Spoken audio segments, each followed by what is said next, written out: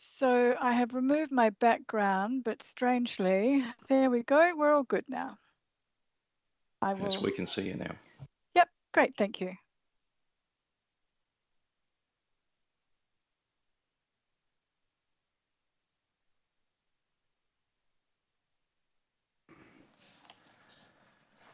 Welcome everybody.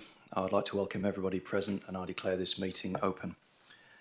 The City of Swan acknowledges the traditional custodians of this region, the Whadjuk people of the Noongar Nation, and their continuing connection to the land, waters and community. We pay our respects to the elders past, present and their descendants.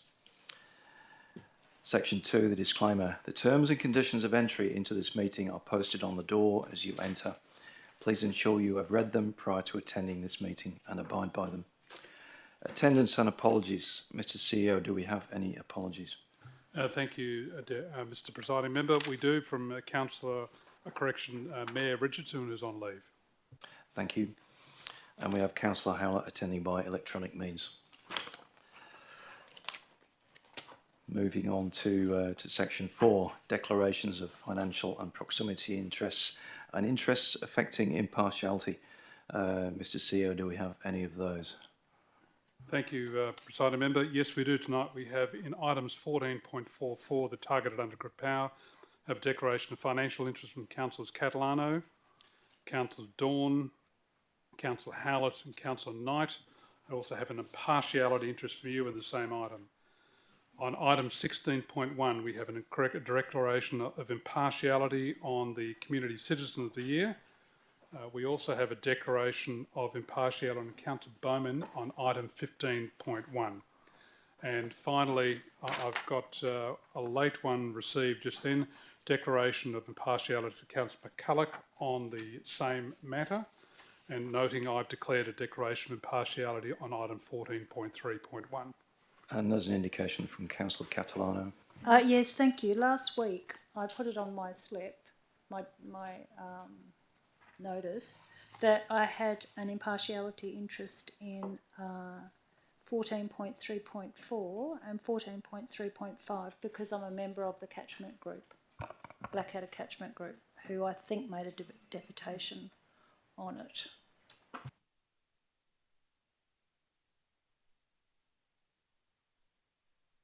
Are there any other declarations of interest?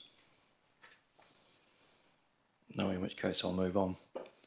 Next, section 5 is public question time. Questions and answers recorded in the minutes of the meeting may be summarised in accordance with the Local Government Administration Regulations 1996. All questions received for this meeting have been answered and have been included in the schedule. All questions will be published in the minutes of this meeting. Section 5.1, answers to questions which were taken on notice. All answers have been provided to the persons asking the questions and they are available on the order sheet, which those of you in the public gallery may have. Section 5.2, questions relating to reports contained in the agenda. 5.2.1, questions of which due notice has been given. This is by members of the public. All answers have been provided to the persons asking the questions. So again, for the public gallery, you should find the answers to the questions in the order paper that you may have.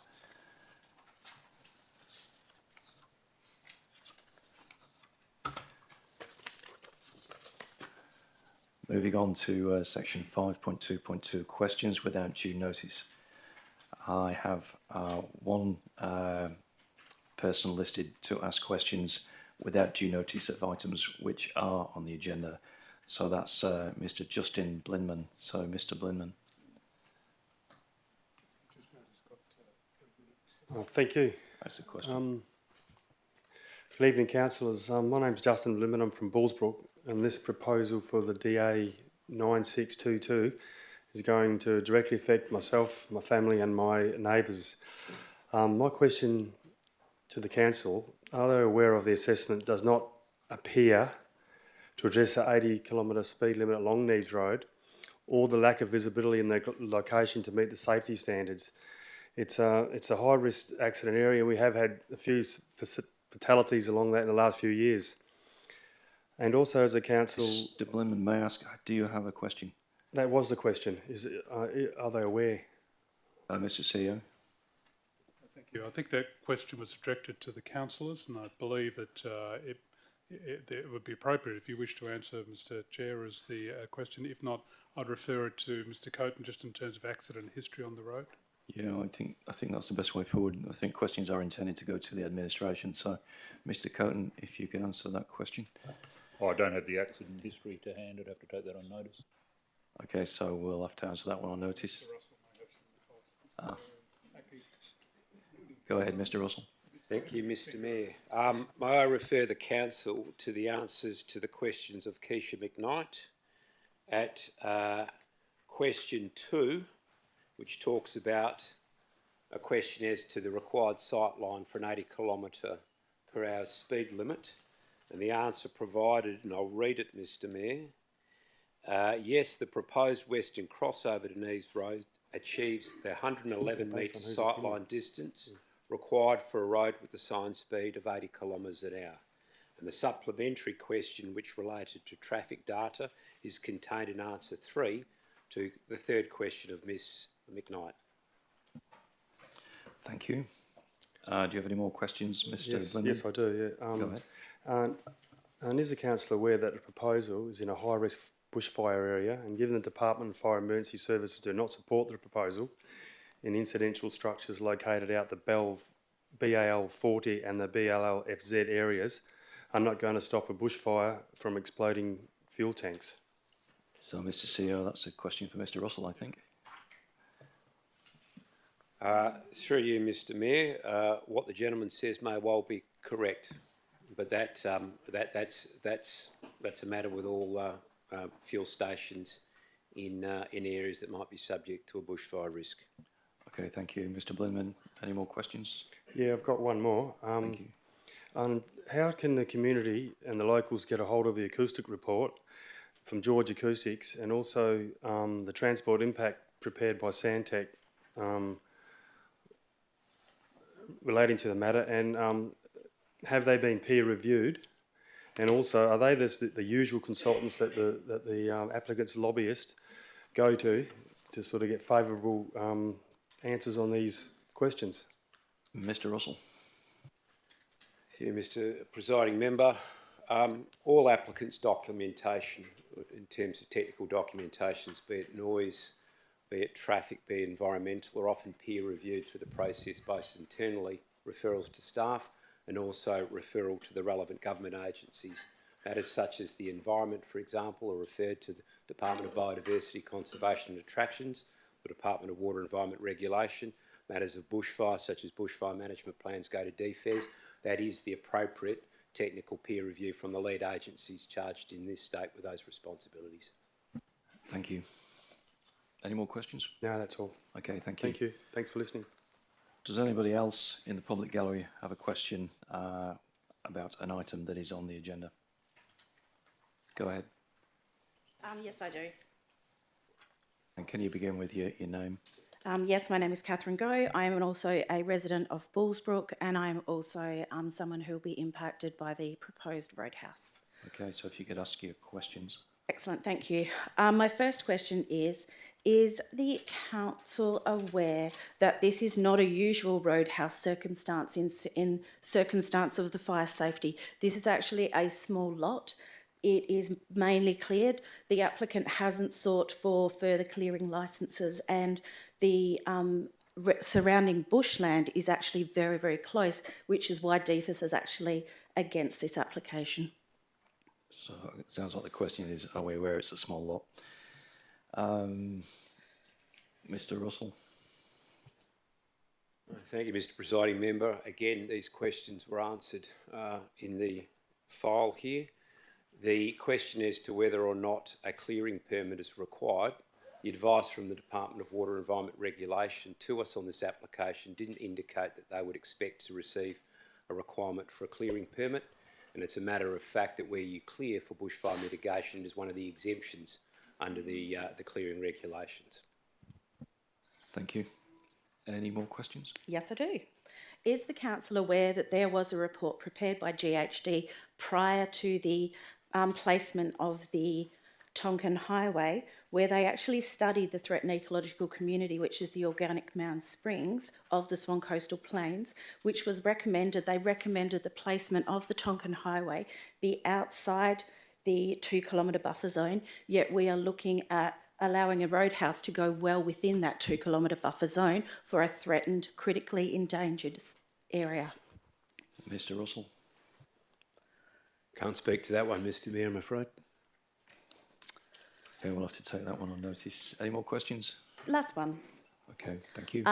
Is the council aware that given the sensitivity of the threatened ecological community, that there was a recommendation that a detailed water management plan be submitted, which has not been done, and me as someone where my groundwater comes directly from that area would be actually affected. So as a resident, I would really like to know that my groundwater is going to be protected and that a water management plan is put in place. Mr. Russell. Through Mr. Mayor, we expect to receive advice back from the Department of Biodiversity, Conservation and Attractions on the water management issue. And whilst that hasn't been available in this report to Council, the presiding member of the Joint Development Assessment Panel has requested the provision of that information when it comes in, and that will be part of the reconsideration of the JDAP on this application. Thank you. Thank you for your time. No worries. Does anybody else have a question about an item which is on the agenda? Yes, sir, come up to the podium and state your name. Good evening. Richard Janes from the North Swan Land Conservation District Committee. My question is in regard to the comments made about the Department of Biodiversity, Conservation and Attractions as to why they didn't make a response to the current revision plan. I'd just like to ask the Planning Department, are you aware why they haven't made a written submission to this plan? Mr. Russell. Yes, through Mr. Mayor, simply the matter of time. The programming for the reconsideration of this by the Council before it goes to the JDAP for reconsideration in accordance with the SAD order precluded the time. They will provide some advice, I'm certain of that, but it's just not able to be provided within the timeframes for reporting to this Council. Thank you. Follow-up question, please. Go ahead. Was it anything to do with the fact that you gave them until the 3rd of January to respond, 3rd of January 2024? Mr. Russell. Yes. Thank you. Are there any more questions from the public gallery about items that are on the agenda? No, in which case we'll move on to 5.3, other questions not relating to items contained in the agenda. 5.3.1, questions of which due notice has been given. Those questions are in the order paper. And there are quite a lot of them. Now we move on to 5.3.2, questions without due notice. I've got 3 people registered to ask questions. That's Mike Urisic, Marilena Stinfel and Craig Ballantyne. So first off the rank is Mike Urisic. Councillor Johnson, I got up to speak and ask some follow-up questions that I submitted a couple of days ago. In relation to which section? So section 5.3. 5.3.1, thank you. Page 14, thank you. So, go ahead. yep, my name is Jane Genovese. My questions were in relation to what the City of Swan is doing to reduce the spread of COVID. So we're currently in another COVID wave. It's the 3rd leading cause of death in Australia. So my follow-up questions are, with the audit that was done of the indoor air quality of key buildings in the City of Swan, was CO2 monitored as part of this audit? CO2 is a proxy for indoor air quality. Look, I'll take this as a question in 5.3.2 without due notice. Mr. CEO, who should answer that? Thank you. Through the chair, I'm just looking for guidance and staff who answered the first questions from Ms Genovese. Mr Coton, then Mr Coton. Mr Presiding Member. Yes, the carbon dioxide was monitored as part of that. City of Swan also says it provides hand sanitizer at events as a COVID safety measure. Does the city acknowledge that COVID is airborne and hand sanitizer is not an appropriate measure for reducing the transmission of an airborne virus? Mr. CEO, who should answer that one? I think Mr. Coton or Mr. Bishop. Through you, Mr. Deputy Mayor. Yes, the city is aware that it's an airborne virus. However, as with a lot of viruses, they can also be transferred via services. It's not suggested that sanitizer will prevent airborne transmission. The comment just simply relates to the fact that the evidence is that obviously outdoor events present a lower risk than indoor events. Yeah. Thank you. Final question. The Health Department of Western Australia has created a document for workplaces on COVID transmission and ventilation of buildings. I have it here. It states employers have a duty under occupational health and safety laws to eliminate or minimise the risks of COVID-19 in the workplace. In light of this, my question is, what is the City of Swan doing to minimise the risk of staff catching and spreading COVID at work? Thank you. Mr. CEO. Mr. Coton, do you want to answer that, or we'll just take that on notice at this juncture? Well, probably best to take it on notice. It's a fair bit that we're doing. Thank you. Thank you. Next up is Mr. Mike Jurisic. Are you here, Mr. Jurisic? Go ahead. Good afternoon, councillors. Yes, Mr. CEO. My name's Mike Jurisic. I'm here representing the Upper Swan Football Club. I'll be giving a statement a little bit later, but just some questions related to that. Firstly, can council clarify why the questions asked by Andrew McNamara, who's the vice president of the club, at the November meeting have not been included in the minutes? Mr. CEO. Thank you. I don't know the questions you're referring to. Do any comment then from staff? If not, we'll also check their minutes. Cool. Okay. Yeah, I believe an answer was given on the night to the questions that were asked, but if there are questions that you don't feel were answered sufficiently, please feel free to send them through and we're happy to answer them. Okay, thanks for that. In relation to the upgrade project, is there a level of consultation that council expects to occur between city staff and the club and community when undertaking a redevelopment of an existing building? Mr. CEO. Mr. Coton. Yes, consultation certainly does occur, and yeah, that occurs on all projects. And through you, Mr. Presiding Member, as I believe the gentleman would be aware, we have been liaising with them on this project. We did meet with them, the gentleman and some other colleagues, a number of weeks ago, took on board the comments that they made in relation to their concerns. The design was modified and was sent back to them last Monday and asking them for their comments. That was on the 4th of December. We received a reply that they would be discussed, forwarded to Dennis, Mike and Adam for review, and then they'll respond in the coming days. And we haven't yet received a response, but we're happy to look at it when we do. Thank you. Is council aware that no review process takes place by the city once a facility is handed over or a redevelopment to gain feedback from the primary tenants of that facility to get basically positive and negative feedback about what works for future projects? Sounds like Mr. Coton. Yes, that is correct. Yes, we don't undertake a formal review. We do obviously take anecdotal feedback on the performance of the facilities, but we don't do a formal review of them. Would it be reasonable to assume that those that have used a facility for ongoing for over 40 years would have a good understanding of what current problems are and that need to be, well, historic and current problems, and that need to be addressed in any upgrades? Mr. Coton? Yes, that would be reasonable.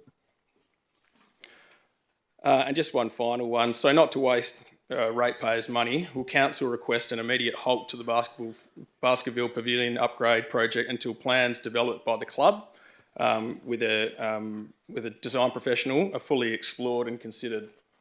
Mr. CEO. Thank you, Mr. Coton. Well, I can't speak for council, but staff certainly wouldn't be recommending putting the project on hold. Okay, thank you. Okay, the next person on the list is asking questions without notice about items on the agenda. Not on the agenda is Ms. Marilena Stimfel.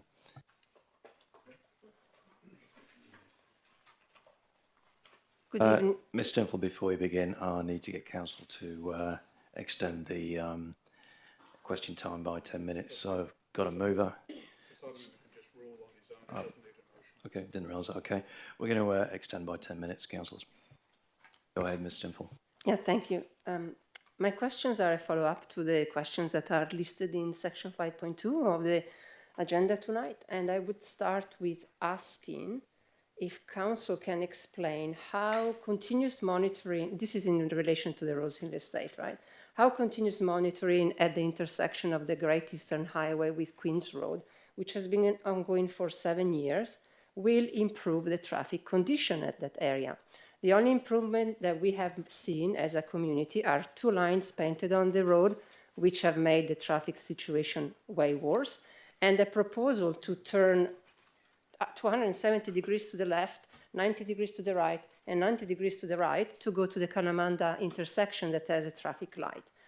I personally find it a bit disappointing that we have a projected traffic increase by at least 100% from 3,000 to more than 5,000 vehicles per day.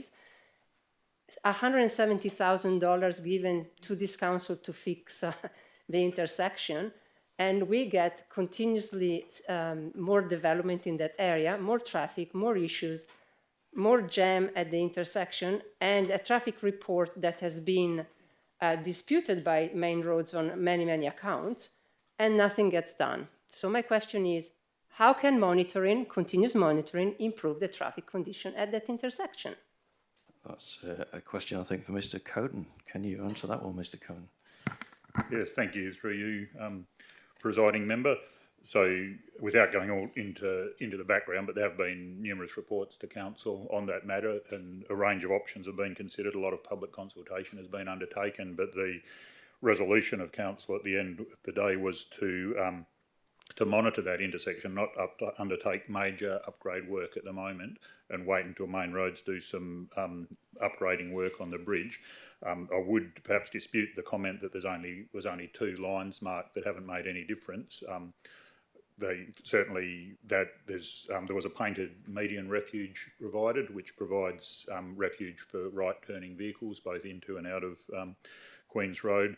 The lanes merging from 2 lanes into 1 in both directions in the vicinity of that intersection. So the lane alignment has been changed as well. So it's only single lane heading towards Guildford, heading to the north. So that the vehicles aren't merging together at the same time that some of them are turning right. So certainly I think that it has resulted in improvements, and ongoing monitoring of traffic incidents and accidents will be provided to the city, and that will enable us to monitor the effectiveness of it. Can I ask another question? Yes, go ahead. I challenge your statement that the improvement has improved the situation there. We have cops sitting at that intersection giving tickets to people that touch the lines when we come out of Queen's Road onto Great Eastern Highway. It is physically impossible not to do that. And what cars are doing now, they are using that island to park themselves there to be able to turn into Queen Street from Great Eastern Highway to the right. I live there. I use that intersection daily. I also do the red run around Kalamanda Road. It's not pretty. And someone needs to be held responsible for this continuous monitoring. It sounds like a mining company. We monitor through life and nothing happens. In the meantime, we are all stuck with a projection of an increase in traffic that is going to go 100% more, and probably more based on what Main Roads is saying about that report. So guys, you know, it's really time to either stop development or find a solution, because we really are fed up. Can I ask for a question? Yeah, the question is, the question was answered, that challenge is answered. So I have another question, which relates to the connection between the stage 6 of Rose Hill Estate and Waterhole Estate. The current structure plan has a connection through Paxton Drive for cars. Paxton Drive is the main artery that brings cars in and out of Waterhole Estate. That connection has been made into a bicycle lane now, and the traffic is going to be diverted to two internal streets that have nothing to do with moving large volumes of cars. The question is, why has this layout changed? That is a question, Mr. CEO. Is that planning or operations? Mr. Russell. Thank you, Mr. Presiding Member. The applicant's intention, as I understand it, for closing Pexton, or the connection to Pexton, is often driven by community feel to prevent road connections being used, as often described in this chamber, as a rat run. The same number of connections between this Rose Hill estate and the surrounding estate is maintained, inclusive of primary connections on to West Parade. Can I ask a follow-up question? Rat runs from where? Through Mr. Presiding Member, rat runs are commonly described as more expedient use of lower order local roads to circumvent using the main designated roads to achieve arrival and departures from locations. I understand what they are, but where are they rat running from? Through you, Mr. Mayor, as he indicated, the desire of the proponent to close the proposed connection was entirely for that purpose, to try and avoid channeling traffic down local access roads. Can I ask how preventing rat running from Paxton Drive is going to prevent rat running around the other two roads, which are not main roads? Paxton Drive is the main connection through the Waterhole Estate. Brooklyn Lane has 12 homes on it, and it is a small lane, and now it's going to take more traffic. Is that logical? Through Mr. Presiding Member, I'm merely talking about the intention of the proposal by the proponents to close off that connection. As I understand it, it's driven by the feedback that the developers of the estate are receiving from residents themselves. Yeah, thank you, Mr. Russell. Mr. Stimfel, there is actually a limit of 5 questions per person, so I think you've had more than your 5 questions.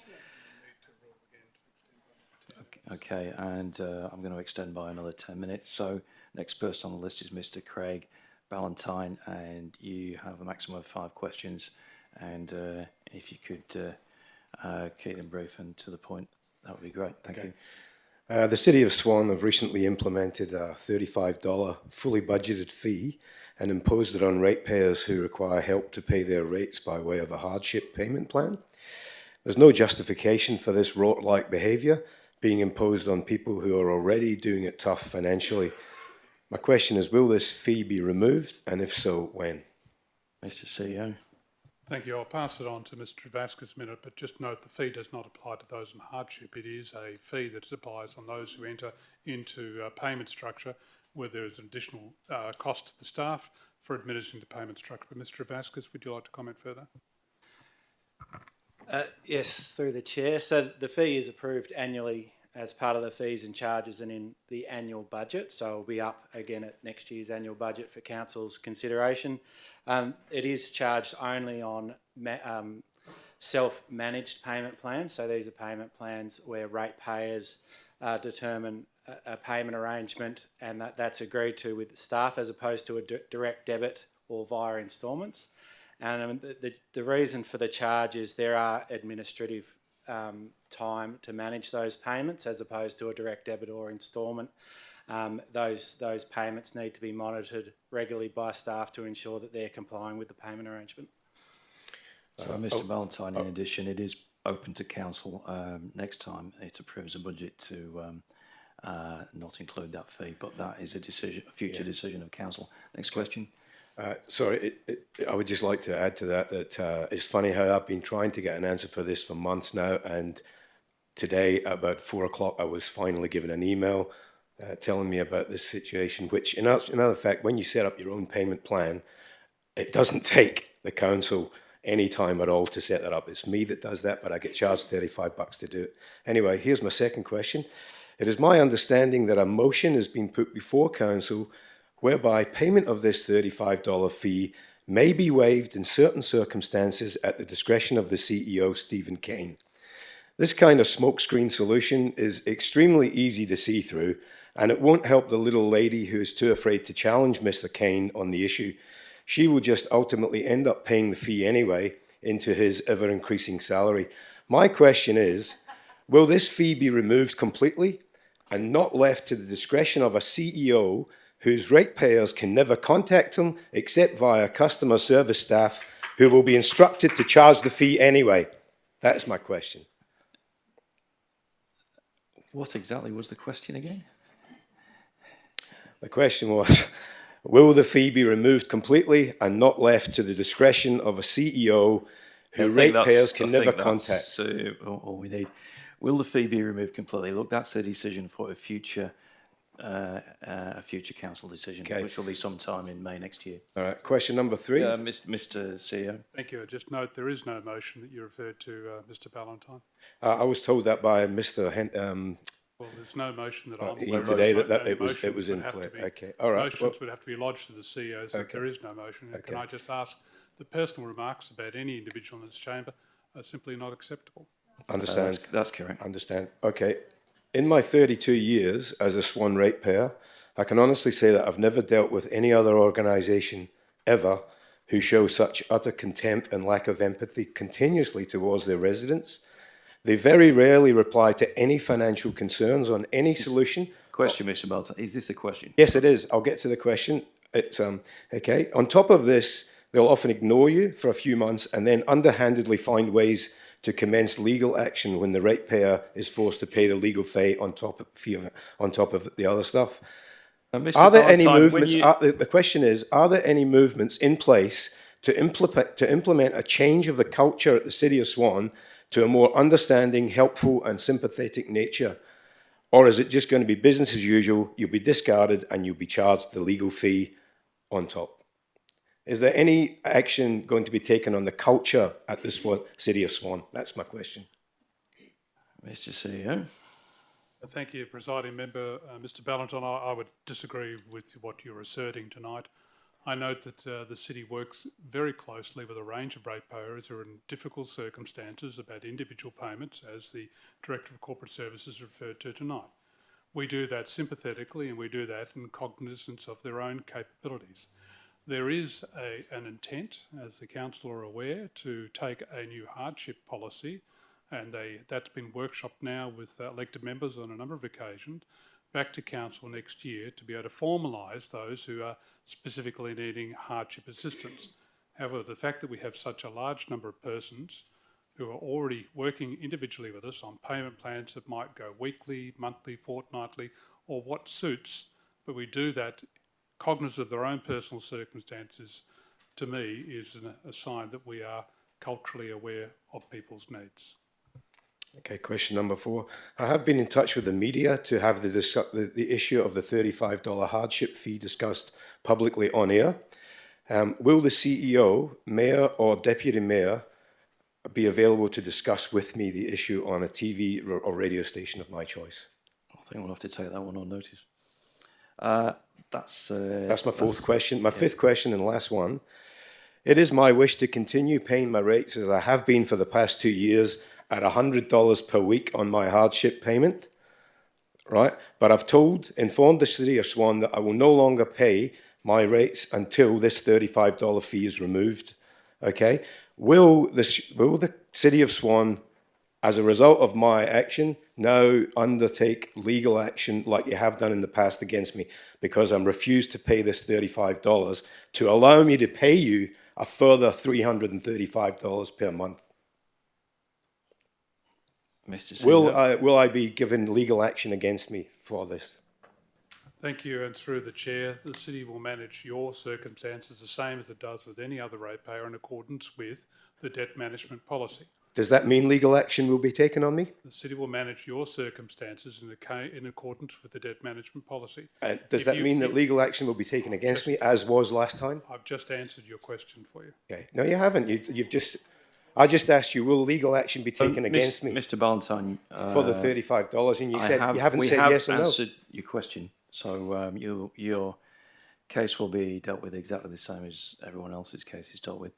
So we've now, at the end of public question time, we've run out of time. So we're now on to public statement time. We are out of time, I'm afraid, for public question time, but we're now on to public statement time, and Dr. Langlands, I see you are down for a public statement. So I've got 1, 2, 3, 4, 5, 6. There's no more time for questions. There's other people in this gallery that have questions. You know, we should not have to put our name down on a list to be able to ask questions tonight. This is not a democratic process. All right, let's just get some clarification. So what is the meeting procedure local law rule about time for questions, and what time have we actually had, Mr. CEO? Thank you. In accordance with the meeting procedures, local law 4.2, public question time, the procedure for the management is that there is a standard period of 15 minutes, which may, in subclause 5, be resolved to be extended by the presiding member, that is yourself in this case, or council, for no more in 10-minute increments, but for a maximum of 2 further increments of the meeting. The city has exceeded that time for public question time. I'm sorry, that's not adequate, because you can see the amount of... Yeah, look, Madam, as the presiding member, can I just deal with this? So it is possible for council to suspend that part of the meeting procedures local law if any councillor wishes to move. Point of order, Mr. Mayor. 7.4 subsection 2. Please deal with this. I have done, councillor. Okay, we need to actually suspend the meeting procedures local law to do that.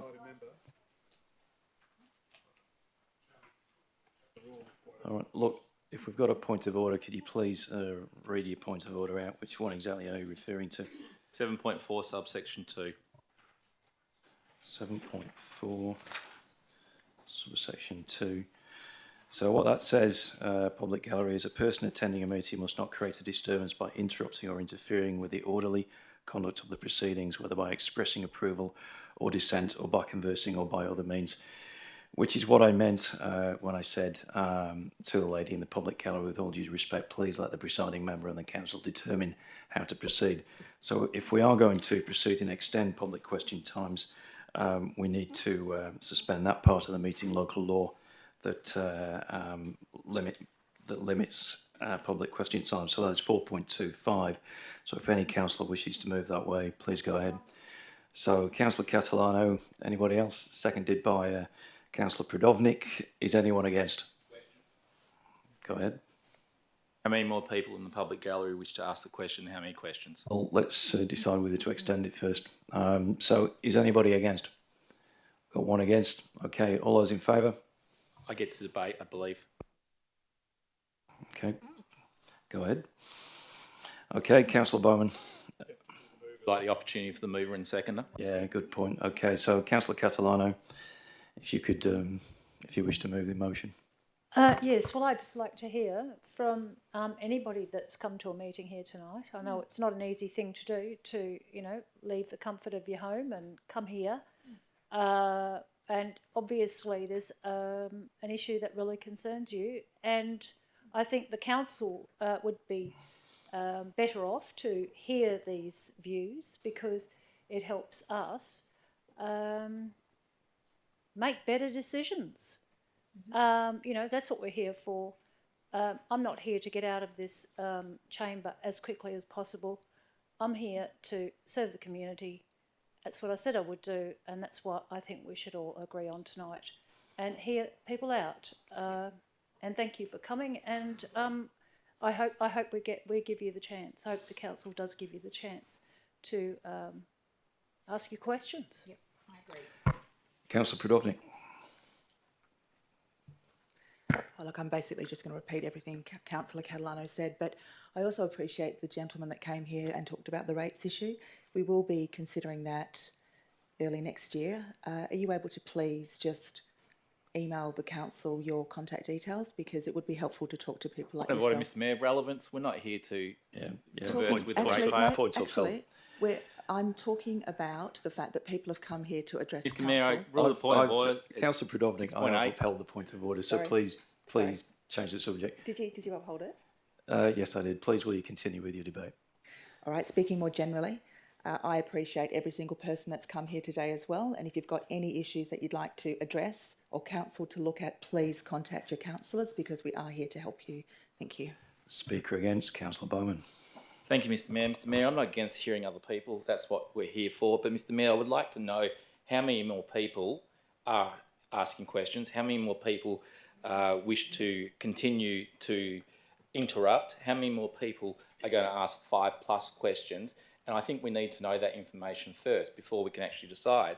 Otherwise, we will still be here at 8 o'clock and not actually gone onto the business of council, noting that every person here could have actually asked previously to ask those questions. They could have done so when they came through this council chamber, but chose not to. Speakers for. Speaker against. Okay, Councillor Catalano, your right to reply. Sadly, I think we've taken up quite a lot of time debating when we actually could have heard some of these questions. Exactly. And I think, in fact, what we should have done is just got on with not debating and arguing the point about it. I think we should have just got on with hearing your questions, and that's what I implore Council to agree to do. All those in favour? Myself, Councillor Catalano, Councillor Dawn, Councillor Singh, Councillor Aringo, Councillor Jones, Councillor Miles, Councillor, I forgot your name, Councillor Knight, Councillor Henderson and Councillor Brodovnik. Against? Okay, I've got Councillor Bowman and Councillor McCulloch and Councillor Zanino. Councillor Howlett, how do you vote? I had my hand up and I was supporting extending the time. So what we voted for is to suspend that part of the meeting procedures local law, it's 4.2 section 5, that prevents extension. So I'm assuming as that's been extended, I can decide. So the way I'd like to proceed is that the person who I last saw who wanted to speak was actually Dr. Langlands. So Dr. Langlands, can you come and ask your questions, but may I ask you to keep them brief, and I think as we're extending this we should go down to 3 questions each. Thank you.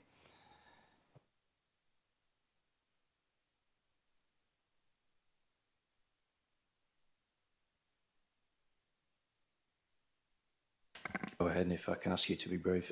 Yep, thank you, councillors. We've just had the hottest year on record, and we're aiming to keep temperature rise below 1.5 degrees. However, 2023 was 1.46 degrees Celsius. That doesn't leave us a lot of room or time. Indeed, we're already seeing the climate impacts from this warming, heat waves across the European summer, megafires in Canada, floods, record low Antarctic sea ice. Therefore, my question is, does the city acknowledge the acceleration of climate impacts? The council has acknowledged a climate emergency and has responded to that with a sustainable environment policy and has other plans in progress. Thank you. Yeah, that was my second question. So just over a year ago, you adopted the Sustainable Environment Policy strategy, and that was a great step. The emissions target is net zero by 2050. However, this target is already woefully out of date. The Climate Council published a report in September based on the latest science and our fair share, saying that Australia needs to reduce emissions by 75% by 2030 and be net zero by 2035. That's just 13 years away. So I note that the policy is up for renewal or review in 5 years, but we can't wait that long, because if we wait 5 years for the emissions target to be reviewed, any hope of achieving what the science say we need will be lost. So my question is, how will the city update its emissions target to reflect the latest climate science in a timely way? There are 2 answers to that. Firstly, in terms of practical actions, the city is engaging with Western Power to look at an LED streetlight replacement program, which will significantly reduce our CO2 emissions and which will go a long way to achieving the target. And the second answer, I'll need to refer to the CEO. When are we going to next review that sustainable environment strategy? Over to you, Mr. CEO. Thank you. I believe we'll take that on notice. Yeah. Thank you. Okay, thank you. Now, does anyone else would anyone else in the public gallery like to ask a question? And because we have suspended the meeting procedures, local law, this section of the meeting is determined by me as the presiding member. We've suspended one section of it, so I would like questions to be limited to just 3 questions, and I'd like questions to come straight to the point. Thank you very much. And the reason for that is we've got a very long agenda ahead of us. Thank you. Go ahead, and your name is? Okay, thank you. My name is Gina Bloom, and I'd just like to say thank you for extending our question time. So my first question is, we request that the council publish in the minutes of this meeting the current salary received by each sitting councillor. Ratepayers have a right to know this information, and especially since Councillor Bowman is in a hurry to get through the meeting. So the answer to that is that information is a matter of public record. You can see that in the annual report. You can see the payments made to each member of council.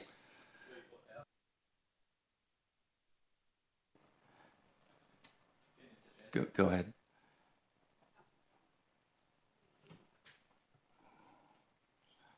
Yeah, okay, thanks. Okay. So when is the annual report published? It's in the agenda, so possibly a member of staff could look to see where it is, but a deputy mayor fees in total are about just under $50,000. A councillor is about $34,000. I think a mayor is about $140,000. So that's all a matter of public record. Okay, all right, thank you. Council's response to my previous questions at the last minute and questions along the same lines submitted by others in providing evidence of the council's validity. The council has referenced a number of different documents which are in fact illegal. I know in one instance the council referred to a constitution from the 1800s. Now this has actually been preceded by the 1901 Constitution.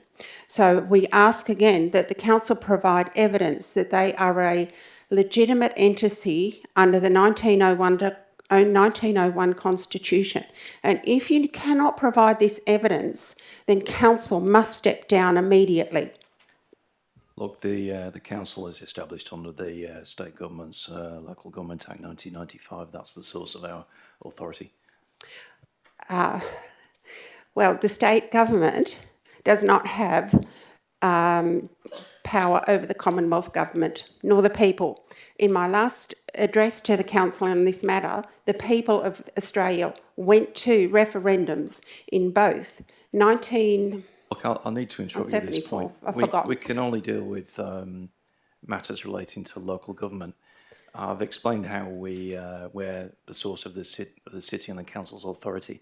We cannot answer questions about Commonwealth government or federal government matters. But Commonwealth government takes precedent. Yeah, but we are It a does local have power. we are a local government. Yeah, it does. And we're I'm sorry. established under a Well, state government act. So okay.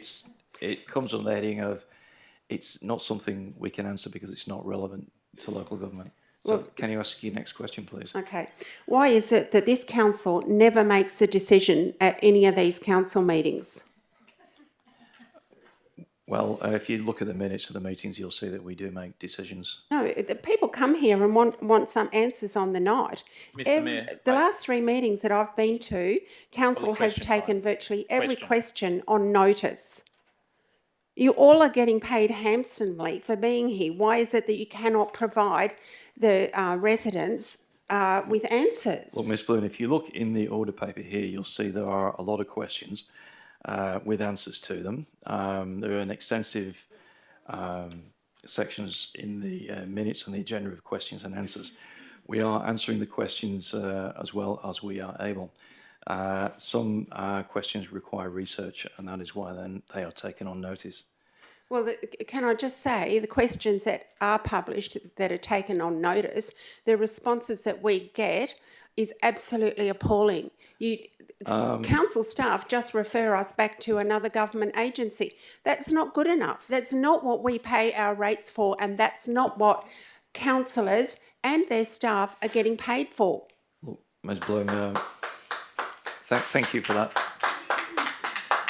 I think you've had more than your 3 questions, so I think we'll move on to the next questioner. Is there anyone else who wishes to ask a question about an item not on the agenda? Yes, I got one person. Go ahead, state your name, please, sir. Todd Montgomery. I did ask questions, and this is basically a follow-up question to one I asked. If I refer you to page 13 and answer number 4 at the top of the page, it related to the question time, public question time for councillors. There's a legislative requirement for 15 minutes as a minimum, and the City of Swan has a policy that allows it to extend out to 30 minutes, as per the presiding member's commentary earlier. The answer I received was where it starts at 15 minutes and goes in 10-minute increments, the maths would say that would be 35 minutes, and that should be the correct policy. However, it seemed to be debated that the correct time frame was 30 minutes, which would suggest at the initial increment it would have to be 10 minutes or 0 minutes, which would be legislatively non-compliant. It would appear there's a recognition that the policy is in a minor way ultra vires, and then there was debate not to extend. And what we've done is we've suspended that part of the meeting, local law that limits public question time. So that's what we did. So do you have any other questions? The question I have is, when will there be a change of policy to a 35-minute public question time, as provided in my answer, as opposed to the 30 minutes, which was debated and potentially prevented? Okay, Mr. CEO, I understand Ms. Hodgkins has an answer. Through you, presiding member. Mr. Montgomery, I crafted the answer to that question, and under the regulations we're required to allocate 15 minutes at a minimum, and then under our meeting procedures local law, the presiding member or council may rule or resolve in 2 lots of 10 minutes to extend it to 35 minutes. I think what you're referring to is our guidance note. And when I had a look at that, I can see why it should start off with a minimum 15 minutes. So I've asked for that to be corrected. I can understand the answer you gave. The concern that resulted in raising as a question was the discussion was to extend beyond 30 minutes when talking about removing that part of the local procedures. Yeah, it's because the simplest solution, Mr. Montgomery, is for us to suspend that part of the meeting, local law that limits public question time, which is what we did. Are there any more questions from the public gallery about items that are not on the agenda? No, looks like there are not. So, councillors, we need to I need a councillor to move to restore the meeting procedures, local law that we suspended. Councillor Catalano and Councillor McCulloch. Is anyone against? No. Okay, motion carried. Section 6, public statement time. Registration for public statement time at council meetings was required by 10 a.m. 13th of December 2023. The following people that have registered to make a 2-minute public statement, I'll read the names out. Catherine Wyth, Anne Janes, Mike Urisic, Marilena Stimful, Andrew McNamara, and Dr. Peter Langlands. So, Catherine Wyth, you are up first.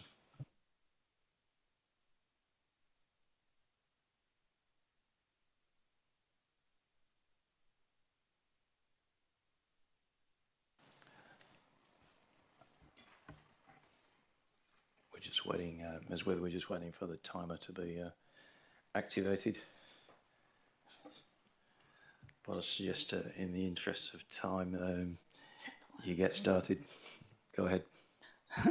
Good evening, Chairman and members of Council.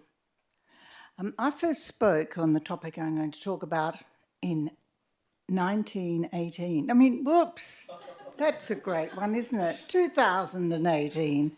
So 5 years have passed. And that's quite interesting, because I stand before you today for all of us to acknowledge our pioneer settlers and their massive contribution to our state of Western Australia.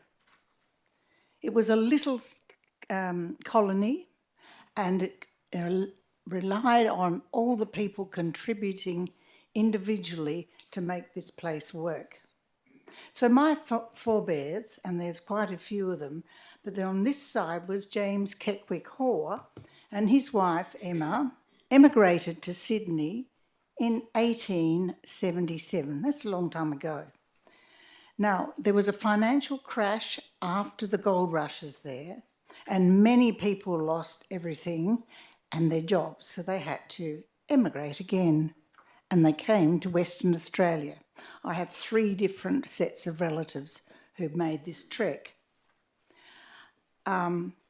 This forebear, James Keckwick Hoare, his son, George Fortescue Hoare, was the first to come to Western Australia in about 1899, I think. And he came to resettle, and he discovered this wonderful place called Midland. 30 seconds. He was able to set up a plumbing business opposite the new railway development. And that worked beautifully. Now, he was an ordinary Australian citizen, a Methodist, and he worked very hard, and he bought his land, bad luck, it's not up there, and bought a whole lot of land just below you to service his daughter's bike shop. Miss With, unfortunately, we're out of time. And So I'd like you to, so I'm finishing off then, I'd like you to see this as immemorial to people of Western Australia who've worked hard and what they've contributed to the city of Swan and the Midland City Council, as it was in this day, was overlooked. Toohey Gardens is going ahead. And it's gone. Our public open space. So think about that. I'll have to call Sorry, 2 minutes is Thank you. outrageous. Yeah, 2 minutes is not very long. Okay, next speaker is Ms. Anne Janes.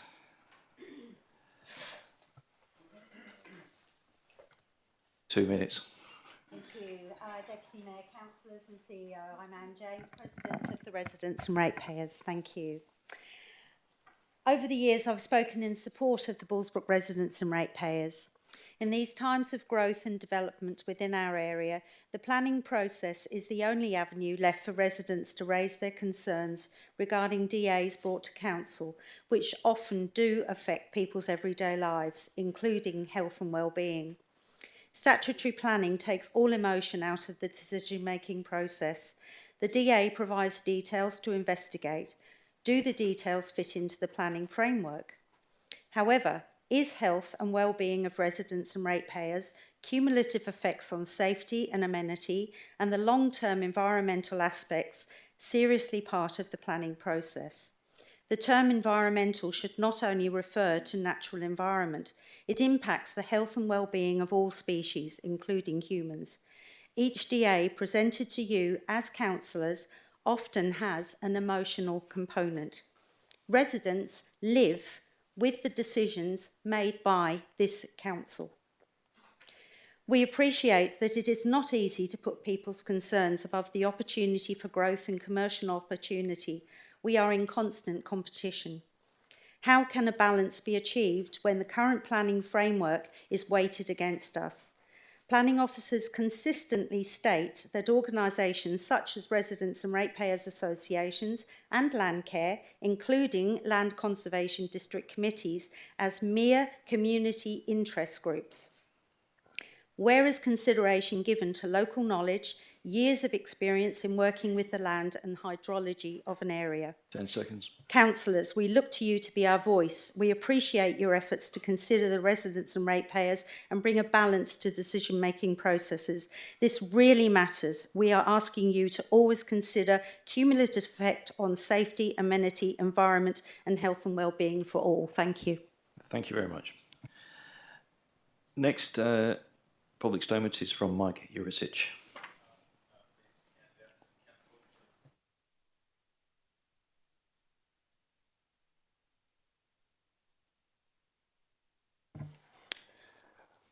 Once again, I'm representing the Upper Swan Junior Football Club as well as the Swan Valley Junior Cricket Club in regard to the proposed basketball pavilion upgrade.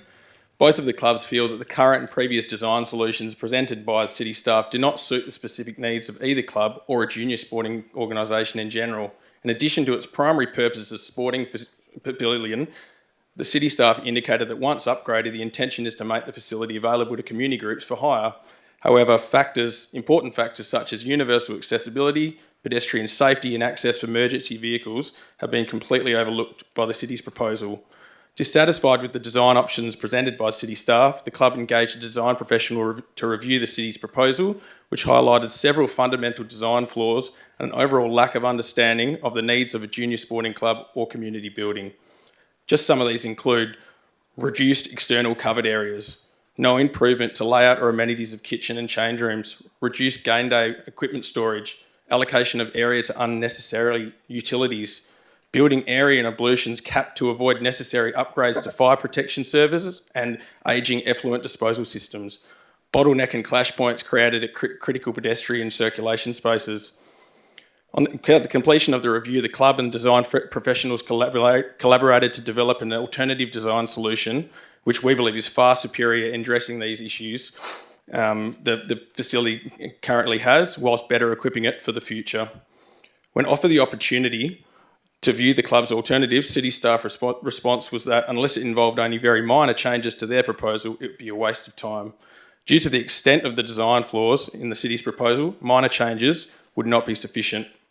Both clubs have indicated to city staff that they would prefer to continue operating out of the facility as is, unchanged, rather than proceed with the city's proposal, as it would be an irresponsible use of ratepayer money, somewhere near 2.2 million at the moment. The result providing no noticeable improvement or benefit to either of the clubs or the wider community. Both clubs request that the project be halted immediately so that a more considered and future-proof design solution can be developed, along with a more realistic timeline and management plan established, which maximises the use of ratepayer money and achieves a better outcome for the whole community. Thank you. Thank you, Mr. Juricic. Next public statement is from Marilena Stimfel. Ms. Stimfel, can you please go ahead, and you have 2 minutes. Yep. So I was recently asked to review a structure plan, and before I started, I decided I needed to learn what a structure plan is and what it should contain and it should address, because I didn't know, right? So this is what I learned. I learned that the structure plan is a key planning instrument and its preparation is fairly regulated. I learned that there are guiding principles to the preparation of a structure plan, speaking to collaboration, transparency, outcome-driven, consistency, and ease of use. Ease of use is a requirement aiming at producing a clear and concise document that is easy to understand and navigating by stakeholders, including the community and the decision makers. I learned that technical appendices accompanying the structure plan are integral to the plan itself. And I learned that all these requirements are there to ensure that there is planning behind the development, that risks and opportunities are managed and leveraged, and that the decision makers and the community are informed on the objectives, purpose, methodology, and outcomes of the plan. I didn't know all these things. I thought, swell, how lucky are we? However, what happens when a structure plan is incomplete, factually incorrect, doesn't address site condition associated with risk management, contains contradictory information, the narrative is confusing, and there are many other things that might not be there. So the question I ask is, who pays the price and who gets these rewards when the structure plans are so poorly worded? In my opinion, the price is paid by the public, who is not provided with sufficient information to give informed consent when asked for feedback, by the City of Swan, who incurs in unnecessary material and reputational risk, is warned by due process via loss of trust and weakening of duty of care. On the other hand, the proponent gets all the rewards, as it is not held accountable for a poor submission and can go on with its own businesses. 8 seconds. Yeah, this is why it is the duty of your officers and of this council to ensure that structure plans are compliant with all of their requirements before they are submitted to the public and for consultation, and before you guys are asked to approve it. Thank you. Thank you. Thank you, Ms. Stimfel. Next public statement is from Mr. Andrew McNamara. Good evening, councillors. 2 minutes. Thank you. The plans that Mike provided you all. So that's the current layout of the Baskerville Pavilion, the city's proposal, and the concept that has been developed by the club. With regard to the proposed basketball pavilion redevelopment, I wish to make the following statement. City staff anticipate construction to commence in June 2024. That's after our season has commenced. The construction to take approximately 8 to 9 months, not including delays, which demonstrates a complete lack of understanding of how the sporting club's operations will be impacted, as well as the safety of players, spectators and members of the public during this period. The city's proposed timeline and associated delays will likely result in at least 2 football seasons and 1 cricket season being significantly impacted by the works. When club representatives met with Jim Coton and city staff to discuss our concerns regarding the proposed timeline, city staff indicated that due to the high volume of projects being completed at any one time, scheduling projects to accommodate weather or operations of groups using facilities was not realistic. City staff also indicated that the estimated timelines were only a guide and that delays were not only expected but inevitable. The city's proposal allows for the provision of 1 shared transportable toilet block for the use by all players, spectators and officials during the construction period. However, no allowance for temporary change rooms, universal accessible toilet, kitchen facilities or equipment storage has been provided in the proposal. City staff suggested that kitchen toilet facilities and car parking located at the neighbouring Baskerville Hall could be shared with those groups renting the facility, but did not confirm whether this arrangement has been communicated with or agreed upon by those groups. City staff's failure to include upgrades to the pavilion's ageing infrastructure, such as effluent disposal and fire protection services, in their preliminary construction estimates has restricted any opportunity to provide the facility with the amenities that they actually require to accommodate the needs of primary tenements. Mr. McNamara, have you got much more? No, half a sentence. To accommodate the needs of its primary tenants, albeit still significantly less than those provided by more modern facilities in neighbouring suburbs. Thank you. Thank you. Thank you, Mr. McNamara. Next public statement is from Dr. Peter Langlands. Dr. Langlands, you have 2 minutes, which doesn't last very long. Thank you, Presiding Member. So I wanted to provide some more context to the questions I just asked about the climate emergency. And I've got a printout for councillors which just came out, which shows the temperature anomalies for recorded history. So you'll see it's global daily surface air temperature anomalies. So it's along the year, and it's compared to the pre-industrial level of 1850 to 1900. And then you have each year a squiggly line, colour-coded by decade, going up 1940s, 50s, 60s. Sorry, my printer cut off the right-hand margin. But so I just wanted to and then you can see this crazy 2023. So we're way above anything that's happened in the last decade and also in recorded history. And in fact, if you look in November, a few days were even over 2 degrees higher compared to that pre-industrial level. So I acknowledge that many of the levers for dealing with this crisis are at the state and government level. But as we were witnessing at COP28, this has become paralysed by the fossil fuel industry and vested interests. So this lack of action by state and federal governments actually makes it even more important why local governments need to act. They need to take strong, immediate action to lead the way. Thank you. Thank you, Dr. Langlands. I'm now moving on to Section 7 petitions. All petitions were to be presented at the agenda forum last Wednesday evening. There are no petitions to be presented tonight. Section 8, deputations. Normally, all deputations for items on the agenda are heard at the agenda forum, which was held on the 8th of November 2023. On this occasion, we have an urgent item, so we have the following persons registered for deputations for the urgent matter, and they are Margot McAdams, Francesca Irwin and Patrick Irwin, and deputations will be for 3 minutes each. So first up is Margot McAdams. You have 3 minutes. Okay. Good evening, Councillor, CEO and everyone.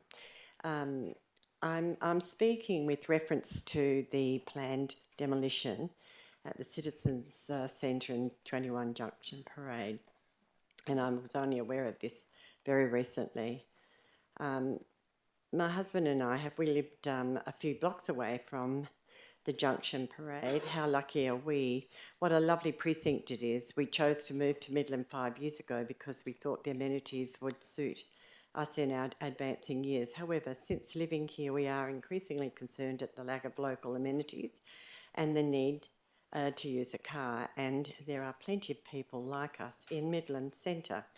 We would love a centre that we can use to join interest groups, etc. There is nothing for us to join. Importantly, we are aware that many other people of different ages would benefit as much as we would from a centre that has soul, a welcoming atmosphere, and importantly, located in the centre of Midland. Junction Parade has soul, heritage and history, which is such a joy to walk through and to walk to and through. In our opinion, the building should be renovated to become a community centre for all ages. For a start, it's a beautiful, solid building and worth renovating. The sad thing is that these buildings are left unused and loved, and it's no rocket science to know what happens to the condition of a building. The COS has a responsibility to provide this central amenity.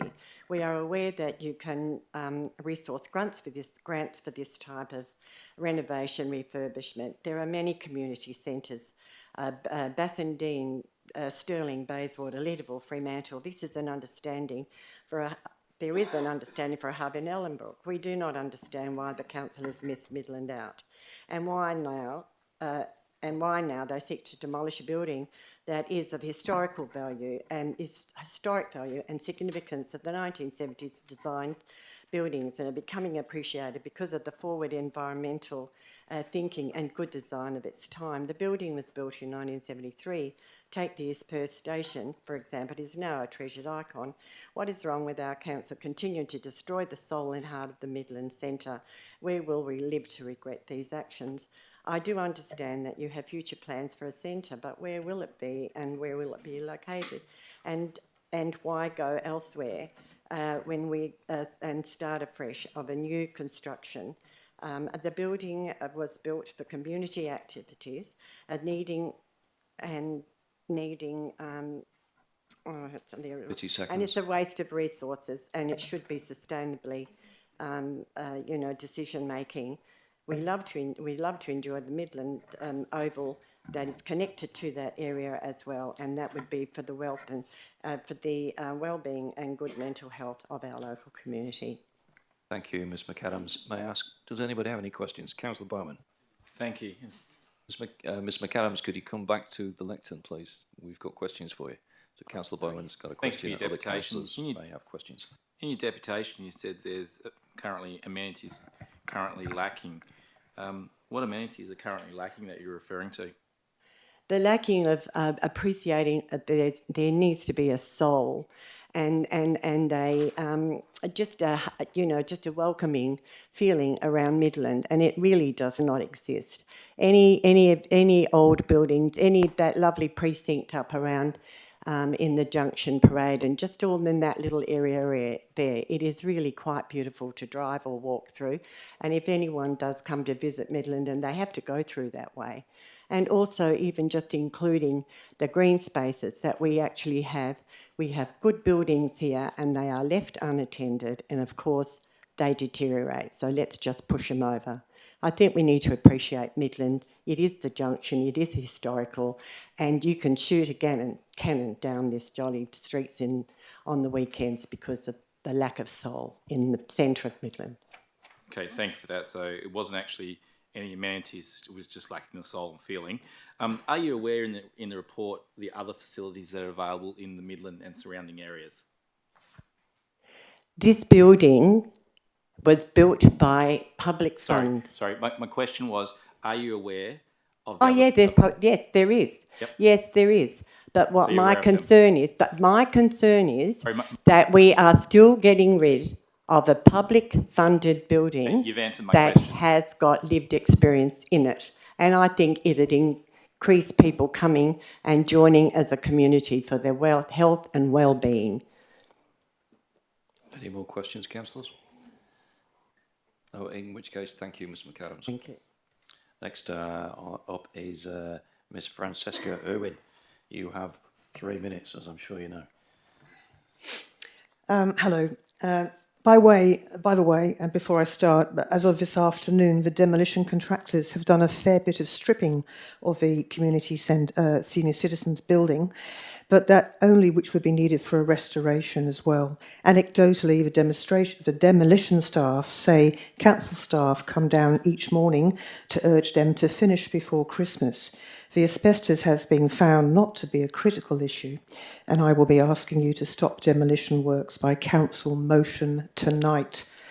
My name is Francesca Rowan, and I'm speaking on behalf of the executive, as an executive member of Midland Society, that sent you all a letter signed by the 5 incorporated local ratepayer groups requesting you to not demolish the senior centres building at 21 Junction Parade in Midland. Something we can all agree on is that the building looked neglected and run down, and other facilities on, just like so many other facilities on or adjacent to the Oval that have been stripped away during the 80s and 90s. Over those years, the council gradually removed everything, split up and relocated amenities to different places, all requiring a car drive to reach, like the bowling club, cycle velodrome, football, cricket, pavilion, youth centre, da-da-da-da. The Oval became a sad brown wasteland, with the residents waiting for council to get on with the revitalisation for community and appropriate commercial development. Council introduced its revitalisation plan for Maughm in 2018. It shows a hard-fill concrete focus with retail, commercial and housing developments and the tiny concessions of a diminutive Weep Park, an unwanted piazza, and no nod to local heritage and custom, and some new council buildings. The proposed Oval development is crisscrossed with roads and houses. The houses that tell the history of Midland have to be purchased and demolished to realise its plan. At the site of the existing senior centres building, senior citizens building, there was a subdivision proposed and plans for a hotel. Please note the provision on the norm was also there was a provision on the norm for a community centre elsewhere near the Oval, and that tells us that the City of Swan had already acknowledged the need for community facilities. 25 seconds.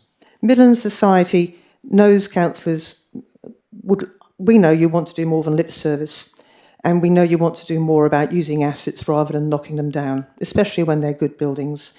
No report has been raised a report was raised in the last 6 days where you found time to submit it onto this agenda, but it only provides reasons to knock the building down. Also, Councillor Bowman, in reference to your question, I'd like to answer more information about available spaces in Midland. On the COS webpage and ringing your council staff today, I found the town hall can be booked for $72 an hour. Midland Library may have a meeting room in 224 for 10 people. The courthouse is unavailable UFN. Yes, in time. I can tell you that, can I please have just a few more seconds? Go ahead. I can tell you that the Midland Ascension Church Hall on Spring Park Road is regularly booked out day and evening to user groups. I'm the hall coordinator, so I know I have to turn many people away because we're fully booked. But the petition wasn't about available space for meetings per se. It was about a community centre. That's the difference between hiring a room for an existing group versus a centre equipped and dedicated to encouraging a range of activities and initiatives that buoy social capital. Such a building is normally a joint venture between council and community. Funds are often sourced from federal and state funds. It's not about how many rooms there are. It's Sue, bigger than that. You're a minute over. Thank you so much. Thank you. Next up is Mr. Patrick Irwin. Forgot about questions. Ms. Irwin, we have a question for you from Councillor Catalano. Thanks. The community centre, I mean, what sort of activities do you think could be, Yeah. You know, what kind of things are we talking about, the kind of activities that people in Midland want to have a community centre for? Sure, there's a whole range of things, and that would be partly initiated and devised within community and the City of Swan researching it, but normally you would have all sorts of things for emerging parents, youth, you'd have things for older age people as well, you'd have interactive activities. the difference between a group that just meets versus a group that delivers, that develops its identity by being at the centre. The centre is right on the edge of the Oval. What a great place to be, on the edge of the Oval. There's so many different things, health, building up one's understanding of different activities and skills and crafts. So it's just such a range of things that a community centre is used for. It's not just about having a meeting. Thank you. Hang on, I haven't finished. It could be used for concerts or for, entertainment or for hiring out. Oh, yeah, that for, too, yeah. Weddings and parties. Yeah, well, it's right on the edge of the Oval, so what a great place. It opens up onto the Oval. I mean, I know very well, if you go down to Fremantle and the old Fly-by-Night Club, what a great locale that was for people having entertainment, very well placed, such as the Senior Centre's building is. It's so well placed to have so many things coming out of it, and as the previous speaker spoke about, restoring some of that soul around the area. Finally, question.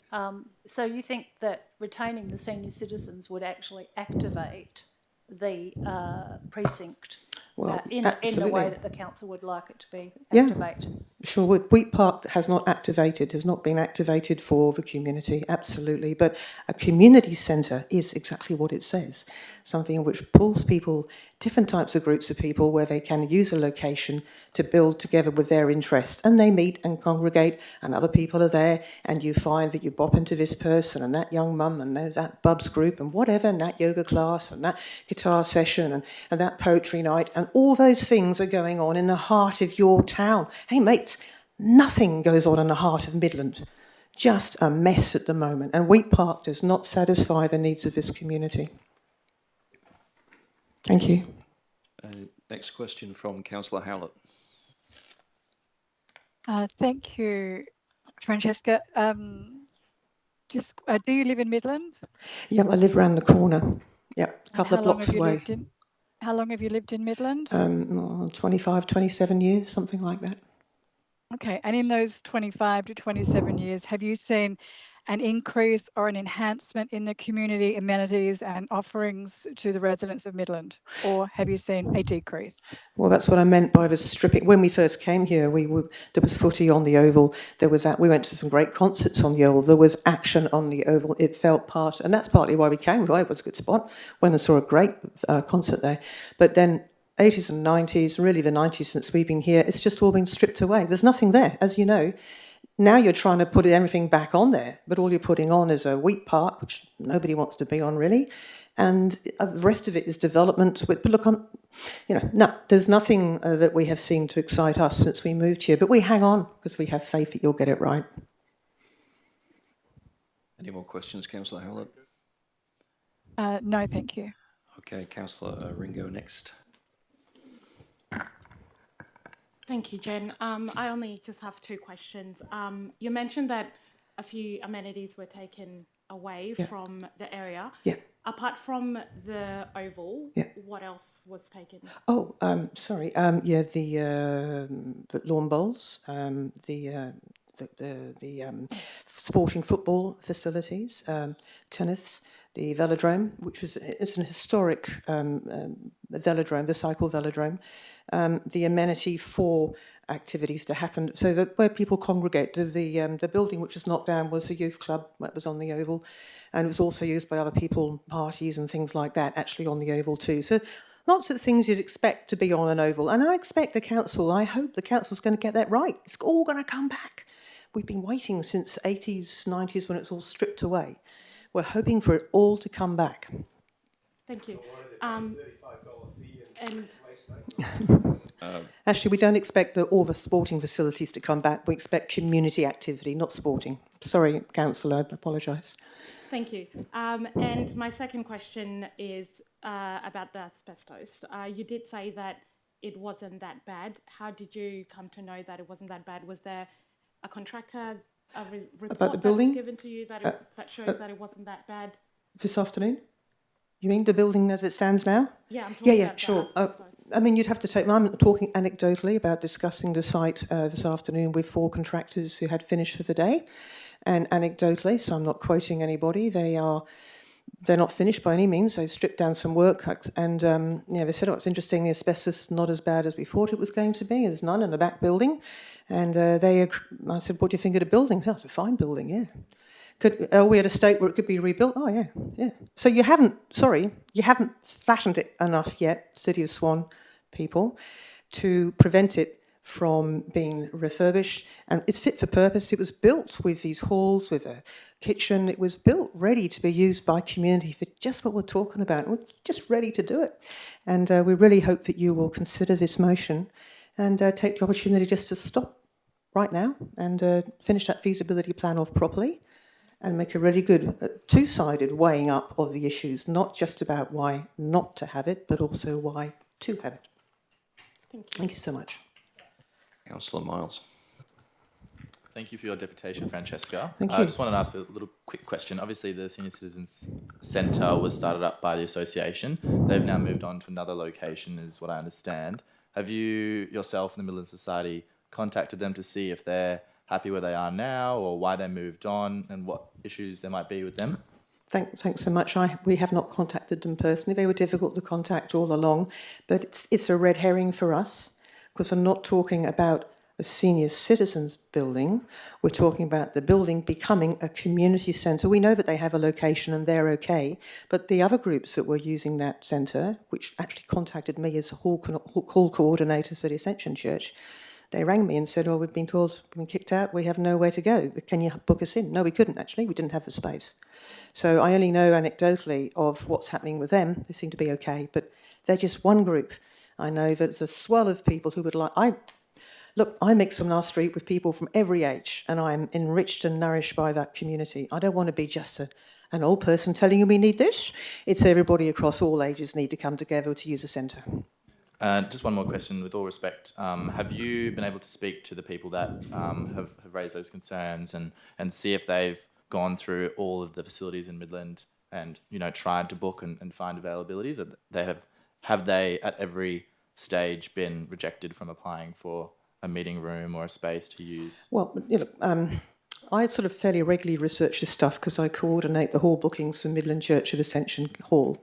So I need to keep my eye on what's available and what's being charged and who's around. But I get a lot of calls from people just telling me, "I've been looking everywhere. Can you use us? Can we come here?" So I can anecdotally take quite a few of those inquiries each week. Just putting on 2 new groups at the moment, for example, we can fit in. So myself, every couple of years at least, I sort of ring around and see what's available. When I've tried to find out about meeting spaces in Midland for Midland Society, $72 an hour is ridiculous for a not-for-profit group. Yeah, the courthouse, it seems to be inaccessible and closed. You can never get hold of anybody who might be able to let you in there. And that happened today as well. And I didn't know about the Midland Library, but they say they can only take probably 10 people, which is okay for an executive meeting, but not for bigger meetings. Now, there are some other facilities like MJAC, and then further down the sports amenities places down there. They're too far to walk really for Midland Centre.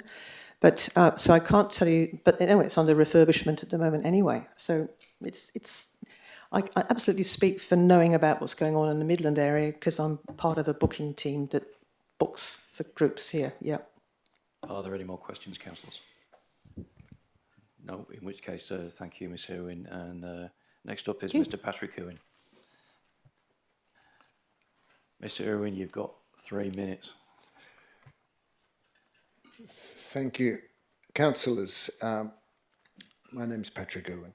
I noted to council in July 2022 that the Swan District Senior Citizens Centre building was built in 1973 after public fundraising, which gives it social value. It has been assessed as having aesthetic value as an intact example of late 20th century Perth regional style. So it has historic value and it has social value through its service for the Swan District Senior Citizens Association for many years and the public volunteers who operated and organised it. It was opened by the Premier of the day. However, it only has been given Category 3 management, which means it is not even on the City of Swan Heritage List. In fact, very little is on the City of Swan Heritage List. Swan District Senior Citizens Building is a functional civic building with heritage values and practical values, containing 2 large, interesting meeting or performance spaces and a large, well-equipped commercial kitchen between them. It has a large shed to the south which might serve as a Midlands men's shed, something currently not existing in Midland. When I spoke to Council on this matter again in August 2022, we presented a petition and Council moved to provide an investigation. Why, without carrying out this investigation, under delegated powers, decide to demolish a useful, serviceable facility which the city has acquired and is thus now a government building in ownership of the ratepayers. As such, if it were to be disposed, it should be disposed in accordance with the government heritage property disposal process, which identifies and assesses the heritage values of government-owned places under consideration for sale, transfer, lease or demolition. As far as I know, this has not happened. The place should have had a preliminary review presented to Heritage Council to determine if a heritage assessment is warranted. This is similar to what we, the Midland Society, suggested in August last year, and Council moved at that time that an assessment be provided. As far as the Society is aware, this assessment has not been provided. We've seen a list of negatives, reasons not to do an assessment. We urge the City of Swan to do its statutory duty under Section 103 of the Heritage Act. 5 seconds. We have seen a list of reasons spurious why it should not be assessed. Let's be fair dinkum and behave with responsibility. Look at Ellenbrook Community Hub, supported by state, federal and Swan funding. Does not Midland, our regional urban centre, deserve something similar? We already have it. Thank you, Mr. Irwin. Are there any questions of Mr. Irwin? Councillor Bowman. Thank you, Mr. Irwin. Mr. Irwin, when the motion came for Council retain 22, 25, 26 and 27 Junction Parade, am I correct that you spoke in favour of that motion, supporting them being saved? The heritage houses? Yeah. I believe so, yes. Did you at that time suggest to Council that we should include the Swan District Senior Citizen Centre building as one of those buildings to be saved? I think that's what I'm referring to in my submission in July 2022. Okay. My recollections of that meeting was a little bit different. So you spoke in favour of retaining those 4, but didn't actually suggest that we should save the Swan District Senior Centre. What's changed from... Well, the notes of my deputation, which I referred to today, do show that I did. What's changed from 12 months ago, I think it roughly was, when Councillor Podovnik put that motion to Council, to today? Why now? Because the building is being threatened with demolition. Currently, by the way, the roof is off. Councillor Catalano. Thanks. Mr. Irwin, you're an architect? That's practicing architect? Yep. What's your assessment of the state of the building in terms of it being repaired and refurbished? Have you've been to see outside of it and the current state it's in? We called in this afternoon to see that the roof sheeting and the tiles have been removed. In my opinion, and the opinion of the demolition operatives who's unsolicited said the same thing. The building is sound. Having removed the roof sheeting makes removal of any asbestos, which I understand from the demolition contractors is very, very little, just in the plasterboard, just traces of asbestos mainly. But if that ceiling were to be removed, it would be an easy time to do that. The roof sheeting could be replaced on the main building and the part which had a Marseille tile roof. The Marseille tiles were probably towards the end of their life anyway, so that area which is the hall to the south, that could be re-roofed in metal, in a corrugated, or indeed a trim deck roof, which is relatively low cost, and also would facilitate putting good quantity of insulation in the roof space at the same time. So yeah, it's concerning to note that they advised us that council staff are visiting them every morning and urging them to hurry up. So the feeling is that the staff have a different agenda from what the council were looking to achieve last year when we made our petition on this matter. The late 20th century Perth regional style, can you tell us a little bit about that? Well, that's an architectural style. I mean, is it becoming more rare? Is it becoming celebrated as an architectural style? I don't know if celebrated would be the right term, but what it was, in a way, it was Perth's version of the Sydney style, which featured a lot of clinker brick and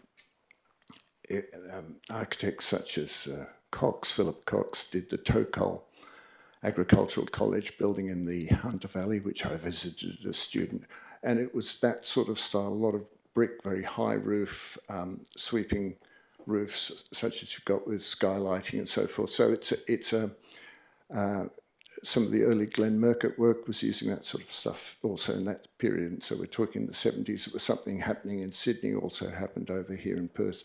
And the feature of it is that it actually uses domestic construction. So it's simple brickwork, rafters, and then they use steel struts, steel strapping to basically make a truss using a simple timber rafter, a jarrah rafter, and you put a truss on it. It means it can span a long way. So you can get quite big spans using basic domestic construction. So it's a relatively economic way of building. It's not like a massive, reinforced concrete structure with huge things. One last question.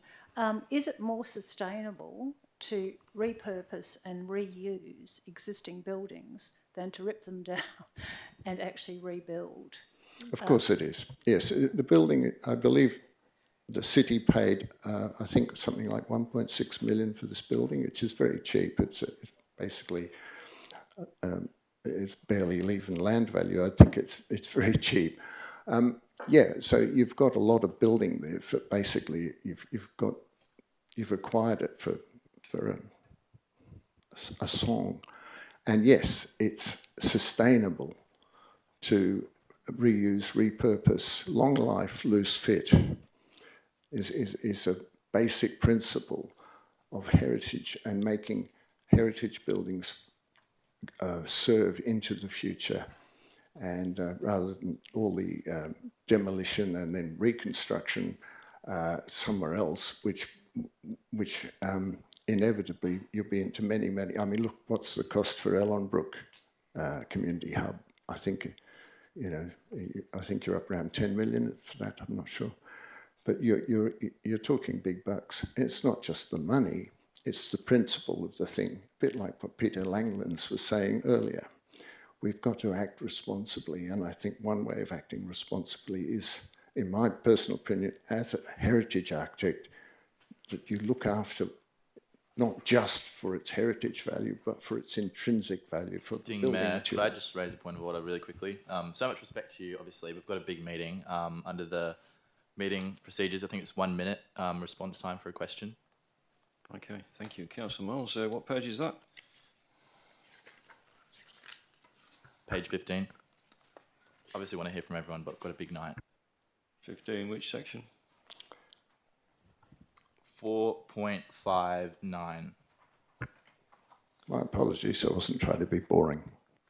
Following a speaker's deputation, members may at the discretion of the presiding member ask the speaker questions relating to the item or seek clarification of issues raised by the speaker, but no discussion or debate will be permitted. The presiding member may limit the number of questions asked by the councillors, and the response by the person making a deputation is limited to a maximum duration of 1 minute.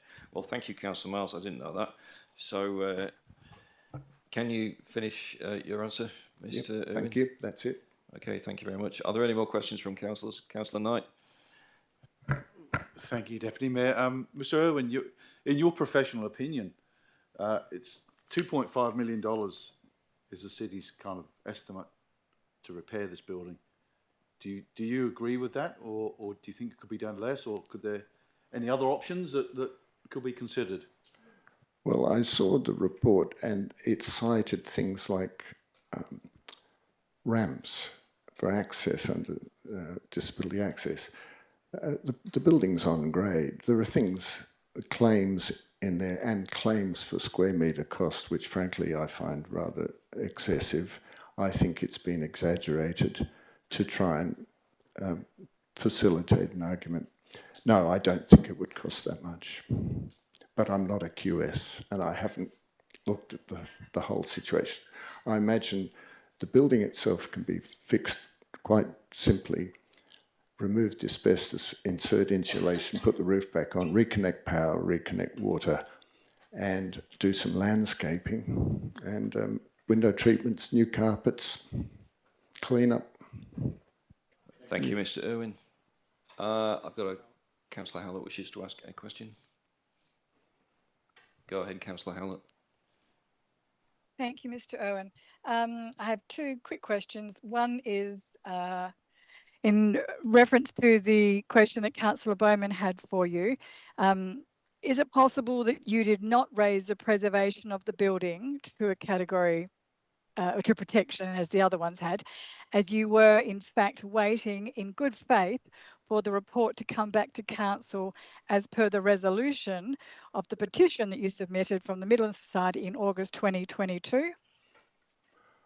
It may be possible, but I quickly read through my notes before coming here, very quickly, and the deputation that I made in July mentioned the buildings and the senior citizens building. I may have omitted it at the time for to not overgo the time limit. I don't know, but it's in my notes for that meeting, for my deputation. Thank you. And my second question, you mentioned the purchase of 1.6 million, I think you said, was a song. As a ratepayer, do you think purchasing using municipal funds of 1.76 million to purchase a building to demolish it is a song?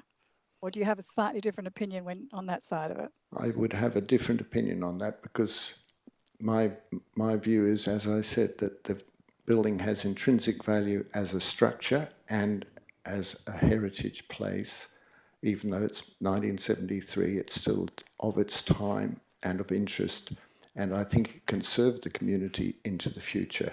So to my values, it's worth doing that. Thank you. Are there any more questions, councillors? Question from Councillor Ringo. Sorry, thank you. Pat, just a really quick question. What's the state of the building right now as we speak? We called in on the way, we've been down south. We came back this evening to be here. And we called in there at about 4:05, and the roof was off. All the tiles and all the metal roofing was off. The guys were sitting there and they made those comments that it was in sound condition in their view. We didn't solicit that. We didn't ask the question, they raised it. They just offered it as their opinion. And these are guys who demolished a lot of buildings. I think they'd know what they're talking about. Okay. So in your architectural opinion and perspective, do you think that the structure is, like the building, is it structurally safe? Yeah, I haven't seen, I mean, I've walked around there, I've attended meetings there in the past. I've never noticed any cracking, any sign of movement. It appears it's reasonably, soundly constructed, of its time, of its period. Obviously, things have been, sanitary ware has been broken and you'd need a lot of new sanitary ware and stuff like that. I think when I'm asking about if it's structurally safe, I'm referring to the current condition of the building, because I understand there are things that have been taken out of it. The roofing is off. you know, in your architectural opinion, in this current state, do you think it's still structurally safe? Yeah, it's still structurally safe. The structure is all intact. It's only the roof sheeting and tiles which have been removed, and some of the sanitary fittings have been removed, and air conditioning units, things like that. But yeah, it's essentially structurally sound and quite capable of being refurbished for use at reasonable, moderate, low cost. Thank you. Councillors, are there any more questions? No, in which case, thank you, Mr. Irwin. Public deputations are over.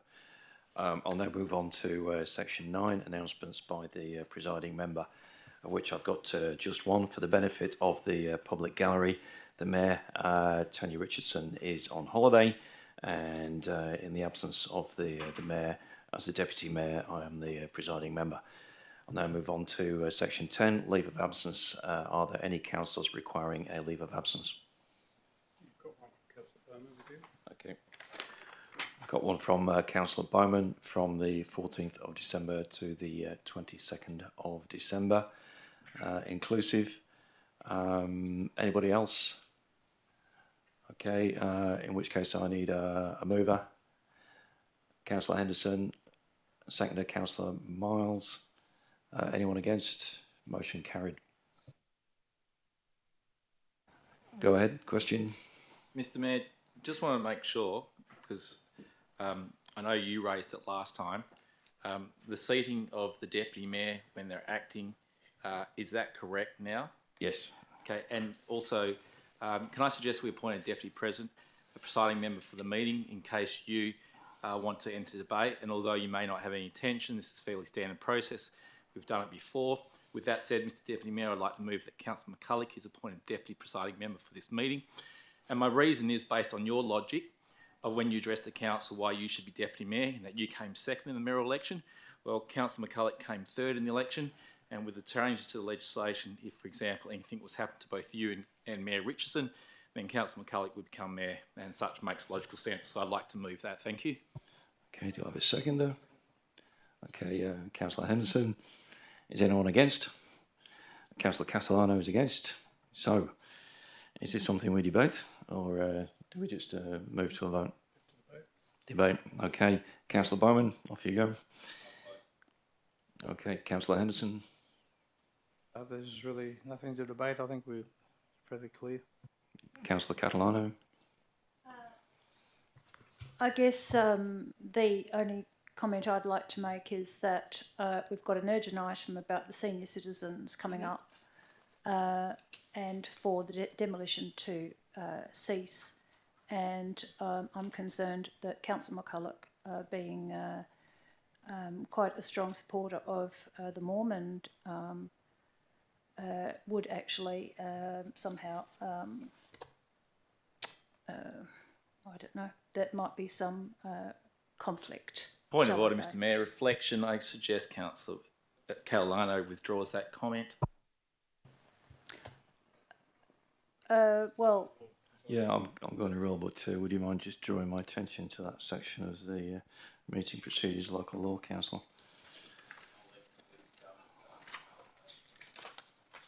Well, you're the one raising it, Council. I've said reflection. I don't see anything there about reflection, so could you please refer me to the section you're wanting to use? In which case I rule against. So, would anybody like to speak for? Yes, Mr. Deputy Mayor, it's section E. You must not make an insinuation for some person's motives. All right, but there's nothing there called reflection, Council. Exactly. Well, I just have.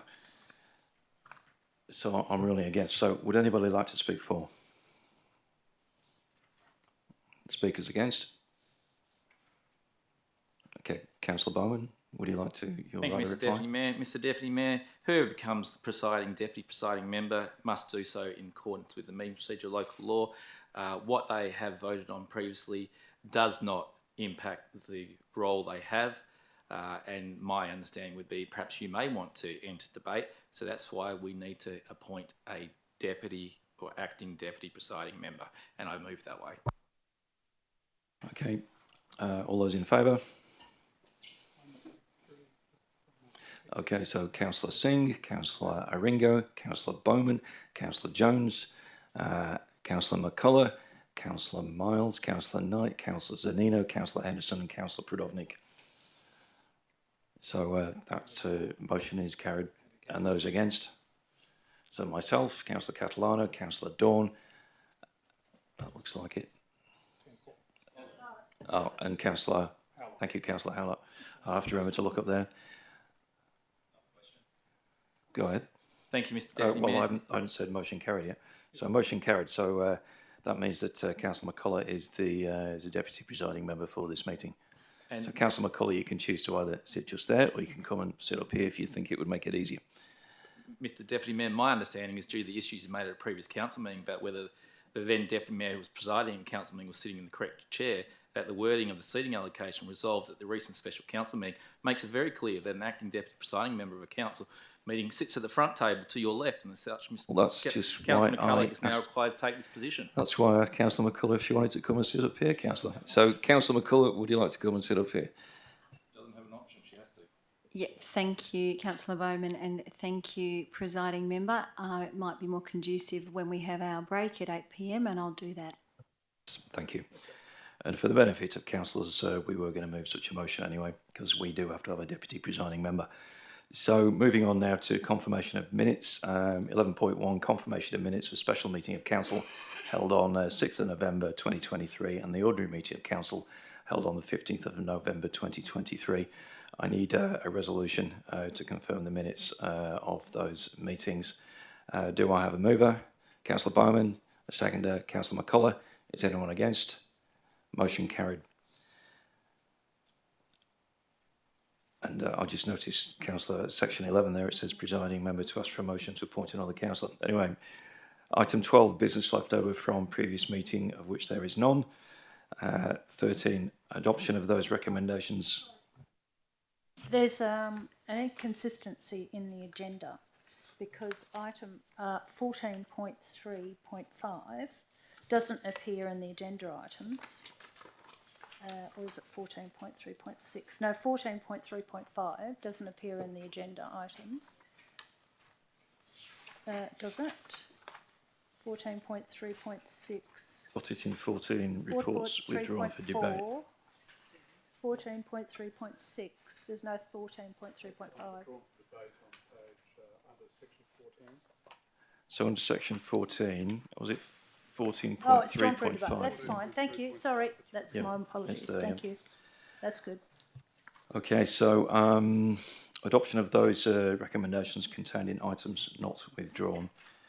So for the benefit of community members observing the meeting, the council uses an en-bloc method of decision making. This means that agenda items where council supports the officer recommendation are not debated separately. One vote is taken on all of the items and the officer recommendation is therefore the decision of council. We understand. I would like to withdraw an item, please.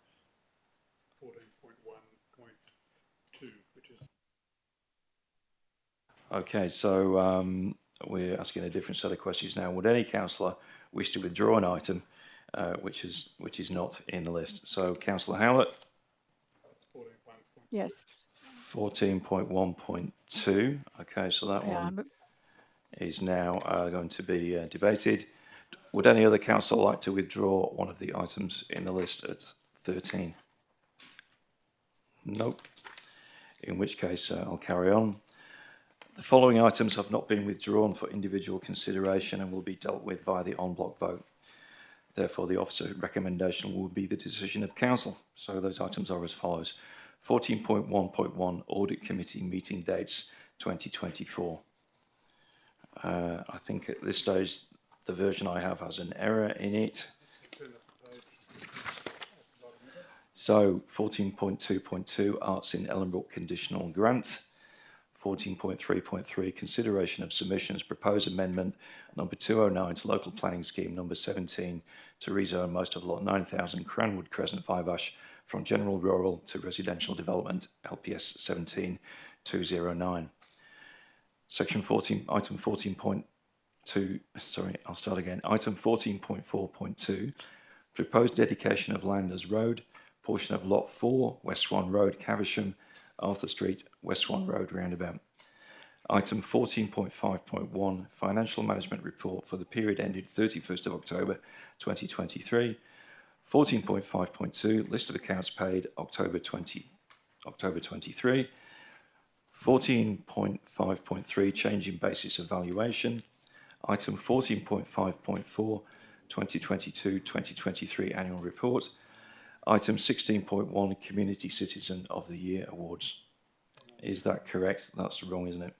So that one we have withdrawn. So delete 16.1, councillors. That is that one has been withdrawn for debate. So we've got that deleted. So can I have a mover? Councillor Bowman. Can I have a seconder? Councillor Miles. Is anyone against? Okay, motion carried. So all of those items have been resolved in accordance with the officer recommendation. It's probably worth.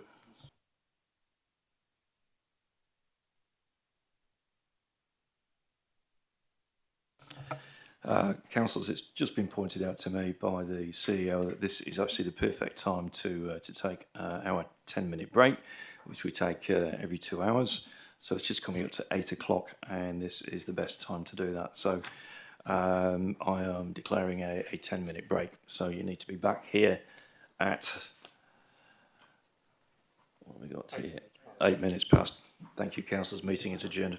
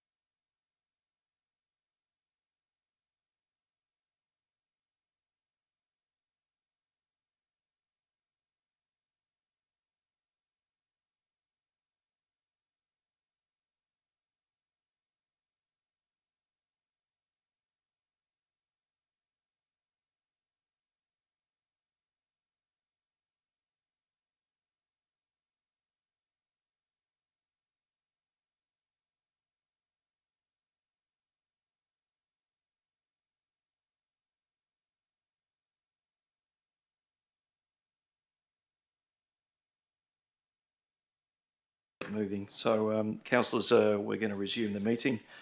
We're now at section 14, reports withdrawn for debate or where an absolute majority vote is required. The following reports have been withdrawn for debate in accordance with the meeting procedures local law 2023 and will be dealt with by council individually.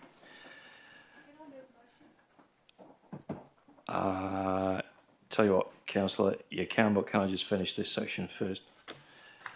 So I have 14.1.2, response to petition Swan District's Senior Citizen Centre on Junction Parade being developed as a Midland community hub. I have 14.2.1, Upper Swan Local Area Plan 2023, 14.3.1, Responsible Authority Report, State Administrative Tribunal, reconsideration of refusal of proposed roadhouse Lot 31, number 1487 Neves Road, Ballsbrook, DA 696-22. Item 14.3.2, existing retaining walls and fill, Lot 259, number 51 Jinder Road, Congamaya, DA 585-23. Item 14.3.5, proposed amendment number 223 to Local Planning Scheme 17 to modify land uses allowed in Precinct 2 of the Rosehill Waters Special Use Zone number 24, part of lots 200 and 9002 West Parade, South Guildford, LPS 17-223. Item 14.3.6, lot number 2 to the Rosehill Waters Structure Plan, parts of lot 82, lot 200 and lot 9002 West Parade, South Guildford, Swan-SP/2015/3/B, 14.3.7 Movida Noise Wall, 14.4.1 Food Organics and Garden Organics FOGO 3-bin curbside collection system rollout, 14.4.4 Targeted Underground Power Project, and 16.1 Community Citizen of the Year Awards. So I think that's it. I don't need a motion for that's just a statement, isn't it? All right, so now, Councillor Catalano. I'd like to change the order of business, or move a motion to change the order of business, please, under clause 2.2 of the meeting procedures local law. And that is to move forward to this point in time the urgent business under 14.6, which is the urgent motion regarding the proposal to stop the demolition of the Senior Citizens Building. Do I have a seconder? Councillor Knight. The reason is that the demolition is ongoing and imminent, and there's just absolute urgency to deal with this tonight and here and now. Okay. Councillor Knight seconded that. Do we have that documented, Madam Minute Clerk? Yes, it is. I think we've got the reason there. So, is anyone against? Go ahead. Thank you, Mr Deputy Mayor. To the CEO, my understanding is Council stopped this practice of bringing items forward where we were going over 2 nights, because by bringing the item forward we couldn't actually action the item, and therefore there was no benefit of bringing any item forward, albeit if we get through the meeting tonight it's a lot easier. Is that advice still correct?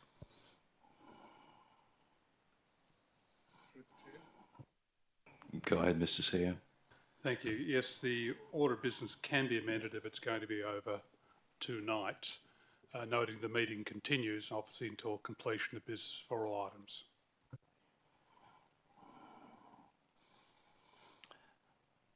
Okay, we've got a mover and a seconder. Is there anybody against? No, in which case motion carried.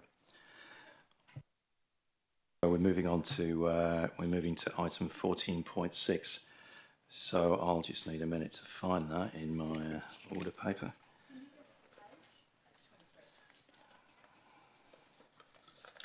I think the one I've got, Councillor, is different to the one you've got. So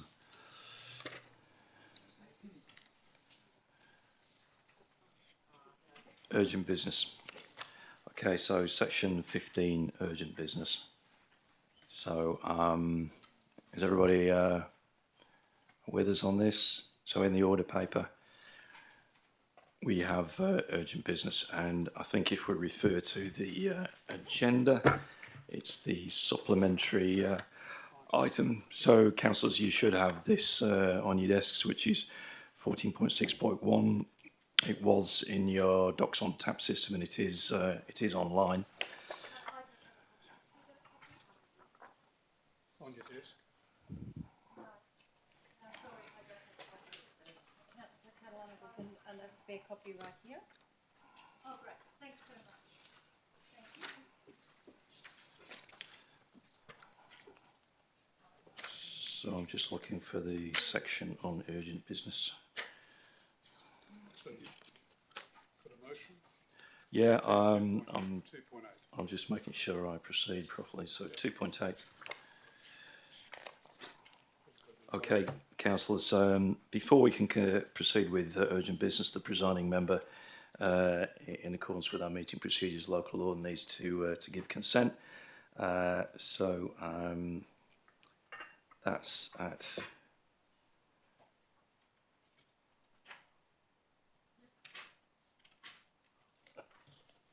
I'm just looking for where that is, councillors. Subclause 4. Okay. Subject 2.8, urgent business, subclause 4. The presiding member, it can be included in the agenda as long as the presiding member has first consented to the business being raised. So I am consenting to it being raised. So the next Point stage... of order. I move against your ruling. Well, you need it. I don't think I'm giving consent, councillor. I don't think you can move against that. You can. Okay. All right. Does anyone want to second Councillor Bowman's motion against my ruling? So my explanation is it's not considered urgent business, and I'm happy to say why after a seconder. So Councillor Zanino. Is anyone against? Yes, we've got councillors against. So Councillor Bowman. So before we get Councillor Bowman, go ahead. He's the only one. Thank you. Thank you, Mr. Deputy Mayor. Mr. Deputy Mayor, I do not see how this meets the requirement of urgent business under 2.8 of the meeting procedure local law. There has been ample opportunity to actually deal with this item by any councillor. We're all aware of this matter before us. And I'd like to bring to your attention a few points that actually reason why that is the case. It was included in the council adopted budget for 23-24. We have been provided a workshop. Point of order, Mr. Mayor. What's your point of order, Councillor Howlett? Well, I haven't got my meeting procedures up, but my point of order is that this matter was still waiting on a report to come back as per a resolution of council. Hence, there was no action by any councillors to advance that because they were waiting, and there was a demolition sign go up. So that's my point of order. Yeah, look, Councillor, point of order is either a breach of a written law, absence of a quorum, speakers' remarks not being relevant, speakers' remarks being repetitive, offensive, false or misleading information. I think you might just be raising a difference of opinion. Do you actually have a point of order? No, I'll go back to the meeting procedures. Okay, Councillor Bowman, continue. Thank you, Mr. Deputy Mayor. Mr. Deputy Mayor, in the workshop we were provided information quite clearly stating in the capital work schedule the demolition cost, it was 50,000. As we're aware, it has come in at 68. The reason I remember that is I did question the 50,000 when other demolition prices were 100,000. Mr.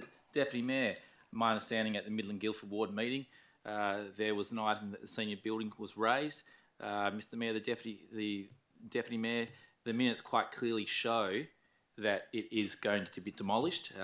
I know only Councillor Howlett was at that meeting, but my understanding is all ward councillors get the minutes of those motions. So, Mr. Deputy Mayor, there's been ample opportunity to stop this item. There's been ample opportunity to bring this item to council since probably 6 months ago. However, has only done so now, and as such, I do not see that meeting the requirements of urgent business. Okay, so this is a motion, a procedural motion against my consent to bring this forward. So all those in favour of Councillor Bowman's motion, which is to rule against my consent? No, it's about the consent. No, you're wrong. It's about the consent. It's just, that's where we're at, Councillor. That's the motion. Yep. No, you've ruled against you've moved a motion to rule against my consent. You have. We'll do that, Councillor. So I'm putting it to the vote. So all of those councillors who are supporting Councillor Bowman's motion to rule against my consent, please vote. That's it. There's no debate. Through you, can we just hear what Councillor Bowman's saying? He's halfway through saying something I don't understand.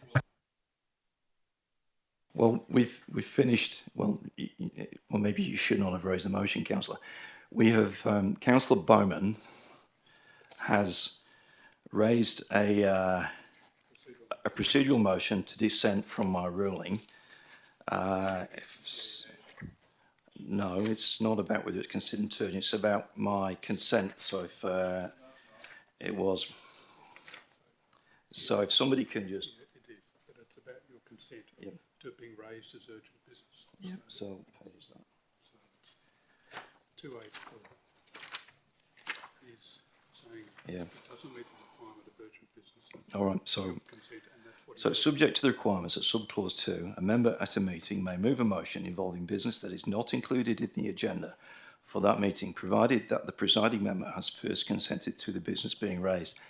I have consented to the business being raised, and you are moving to dissent from that consent. So that is no, from my consent to the urgent business. That's what this is about. So that's what you've moved.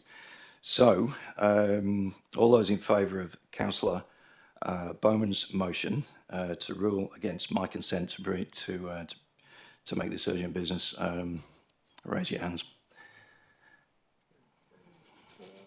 So Councillor Bowman, Councillor Jones, Councillor Zanino, Councillor Henderson. So that's 4. So all those against, myself, Councillor McCullough, Councillor Catalano, Councillor Dawn, Councillor Singh, Councillor Ringo, Councillor Miles, Councillor Knight, Councillor Pridovnik and Councillor Howler. So the motion is lost.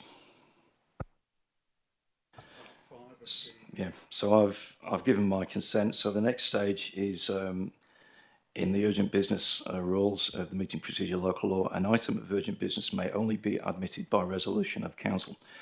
So I need a councillor to resolve that we admit this urgent business. So Councillor Catalano has moved that way. Do I have a seconder? Councillor Knight. Is anyone against? Councillor Bowman.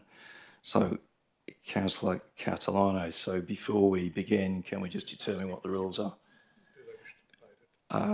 Anybody can choose to debate it. Does anybody wish to debate it? Yes. So, is this a normal motion or is this a procedural motion of some sort? I think it's a normal motion. It's procedural in terms of the steps required for an urgent business item, but it's not procedural in terms of being a procedural motion. Okay, so we can have speakers for and against. Okay, Councillor Catalano, would you please state your motion and move it, please? So will I move the motion first, or am I just actually doing the debate? You're moving a motion to admit your motion to urgent business. Okay. Pursuant to Rule 2.8 of the Meeting Procedures Local Law 2023, the Council agrees to admit the motion to stop demolition of the Swan District Senior Citizens Building, 21 Junction Parade, Midland, and we can have it in brackets SDSCC building, or the building, close the brackets, as urgent business at this ordinary meeting of council. And the reason this is urgent as, 1, Pursuant to Rule 2.81 of the Meeting Procedures Local Law, within the next 72 hours, it is likely that key features of the SDSCC building, which are integral to its future use, will be damaged or destroyed. 2. Pursuant to Rule 2.82 of the Meeting Procedures Local Law, the nature of the business being the future of this SDSSC building is such that the business cannot await inclusion in the agenda for the next meeting, as a demolition contract for the demolition of the building has been entered into. A demolition fence has been erected around the building. A demolition in progress sign is in place. Demolition has occurred, and it is likely that demolition of the building will have been completed by the date of the next meeting in February 2024. 3. This business has not been raised in council earlier or raised in a notice of motion within the usual 15 business days notice because neither council nor the community were made aware of the impending demolition of the building. Thank you, Councillor. And we have a seconder, I believe. It was Councillor Knight. So, Councillor Knight, do you want to speak? Oh, actually, I do want to speak to Councillor Cattle. Sorry, councillors, it's my first time doing this. Is anyone against? I believe Councillor Bowman's against. So therefore, we're moving to debate. Okay, so Councillor Catalano. Thank you. Last year, on the 3rd of August 2022, Council received a petition from the community which read, "Requests the City of Swan undertake the necessary building repairs and refurbishment to 21 Junction Parade, Midland, to allow it to be used as a Midland Community Centre." Council accepted the petition and resolved unanimously for it be referred to the CEO, whose job was to produce a report to Council about undertaking necessary repairs and refurbishment to the building for its use as a Midland Community Centre. This was not done. Council have had legal advice that there has been no specific decision of Council to demolish the building its own since 2015. The 2nd of November 2022 vote was to continue with the subdivisions on the Midland Oval and was not a decision to demolish the building.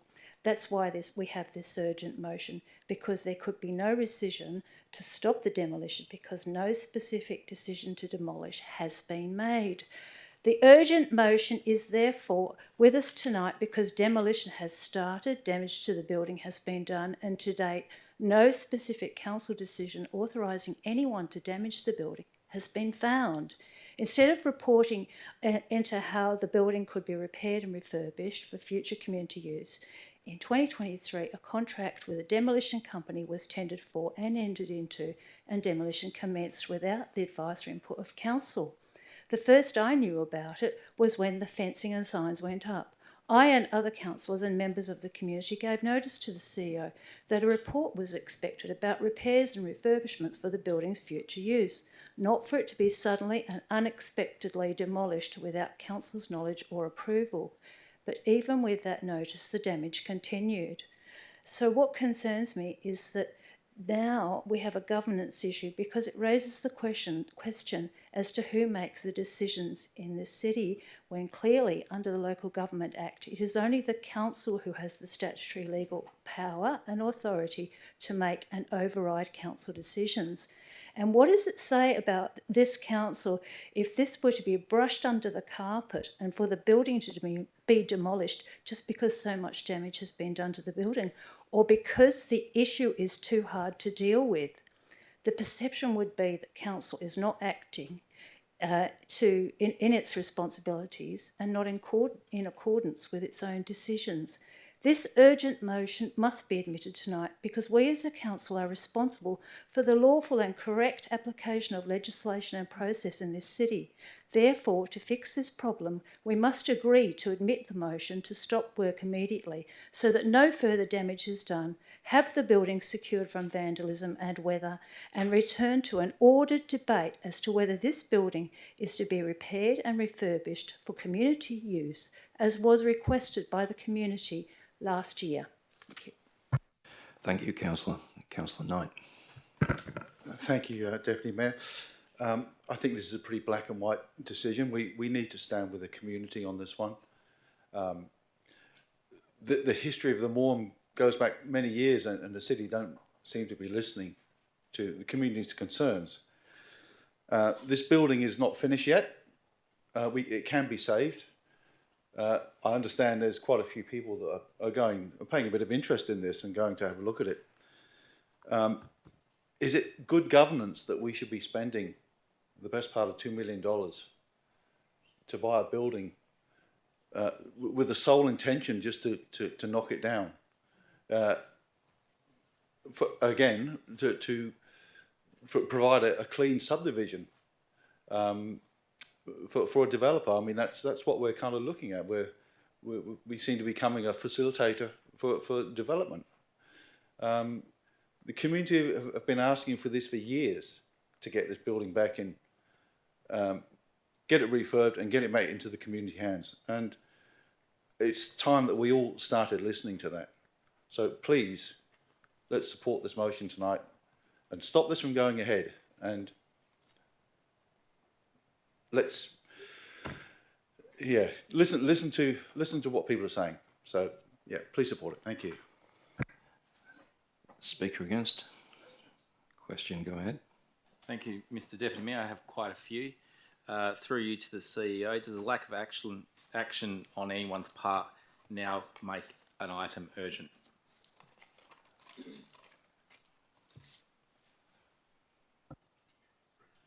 Yes, go ahead, Mr. CEO. Thank you. No. When did council get provided in a briefing information that 50,000 was in the budget for this demolition works?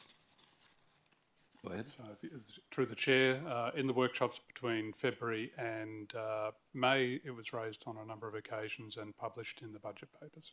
And am I correct, there was a line item that says New Junction demolition cost with an amount of $50,000? That is correct. Thank you. Another question is, did council pass the budget which included the $50,000? Yes, on I believe the 28th of June at a special council meeting. Okay. At which Midland Guildford ward meeting, the date in particular, was the Swan Seniors building raised? What did the minutes include, and were all 3 ward councillors in attendance? From memory, from what I've just attached the item, it was raised on the 17th of August. Councillor Howlett was in attendance at the meeting. I don't believe the other 2 ward councillors were in attendance. There was a specific answer provided in terms of the future of the building, noting that it was due to be demolished in October, and then a copy of the minutes of that meeting was circulated to each of the ward members. So just confirming, those ward councillors who weren't there still get a copy of the minutes which mention about the demolition? That is correct. My next one is, can an individual councillor or group of councillors direct the CEO to stop any action? No, under section 5.41C of a Local Government Act, the CEO can only cause decisions that have been made by council to be given effect. Does a notice of motion that doesn't comply, or even one that doesn't, that does, or a notice of urgent business, give the power to the CEO to stop before it's determined, stop an action before it's determined by council, or does it require council resolution? So through the chair, it's the latter. Notices of motion aren't defined in the Local Government Act. They're simply a procedural process defined in the meeting procedures local law. So a notice of motion, an intent to have a notice of motion, or an agenda item itself has no effect. In terms of coming back to section 5.41C, it's only decisions of council that I can act on or staff can act on. Thank you. What would be the cost of the damages and breach of contract? Through the chair, that's indeterminate at this point in time. Firstly, the full value of the contract will have to be paid out. Matters associated with what they intended to salvage as materials from the site, noting that a lot of those materials have already sitting one side, would need to be compensated. You then deal with the other issues to do with how the site is left. The site isn't provided for an secure location. We had issues obviously with squatting prior to that. It would have to be fenced, potentially a guard provided in order to try and keep people out because of the nature of the building. So you're dealing with an indeterminate amount of cost. You're also dealing then with a building that may not be structurally sound. Having personally visited the site this afternoon for the first time and spoken to the same group of contractors who were referred to earlier on, I had quite different information provided to me about the structural integrity of the building, in that it is extensively cracked on the interior. Those are the same persons who have gone inside it. So in terms of structural integrity, if the building, once the next stage is, once all the roofing materials are removed and you only have a shell, it will question if the building is structurally sound. It would need to be buttressed, and I don't provide a cost estimate for that. Thank you. Can the CEO point me in the direction of the line item of a budget amount that we have for damages and breach of contracts? No, the city doesn't provide in its budget for matters where we're going to be in breach or we intentionally breach our contract. The city doesn't enter contracts with the intention of breaching them. Retaining the building, what's the financial impact to the MORM and in particular financial cost to all City of Swan ratepayers? Through the chair, the site was acquired for $1.76 million with the clear intent of being part of the Midland. We've got a point of order. Actually, my point of order is that we're not actually debating or discussing any of these matters now. What we're actually talking about is admitting the motion to demolish. And I don't think it's actually relevant to this point, because the reasons I'm giving is that that there's going to be future damage, and that there's demolition in progress, and it wasn't raised in council earlier, and I think that to go into all these details now is probably not the appropriate time, because it's about admitting the motion to, and my motion then talks about the contract and other things like that. So I think it's not relevant. If I can just comment at this point, there are three stages to a member of this council bringing urgent business. The first stage is consent by the presiding member. We've dealt with that. The second stage we're dealing with right now is a decision by council to then admit the item to business. Then the third stage is the actual debate on the member's urgent motion. So we are really just determining whether we should admit it. So I think you might agree, Councillor Bowman, that with this point of order, some of your questions are really relating to the third stage and not to the second stage.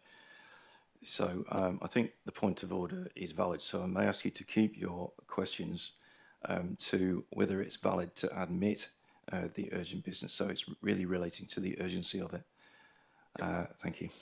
Has a needs analysis been provided with this urgent business? Mr. CEO? No. Did any councillor try to add the Swan District Senior Citizenship Centre building to the motion when council agreed to retain 22, 25, 26 and 27 Junction Parade? Look, Councillor, I think these questions really are relating to the substantive motion in the third stage rather than the second stage, which is about whether to admit it.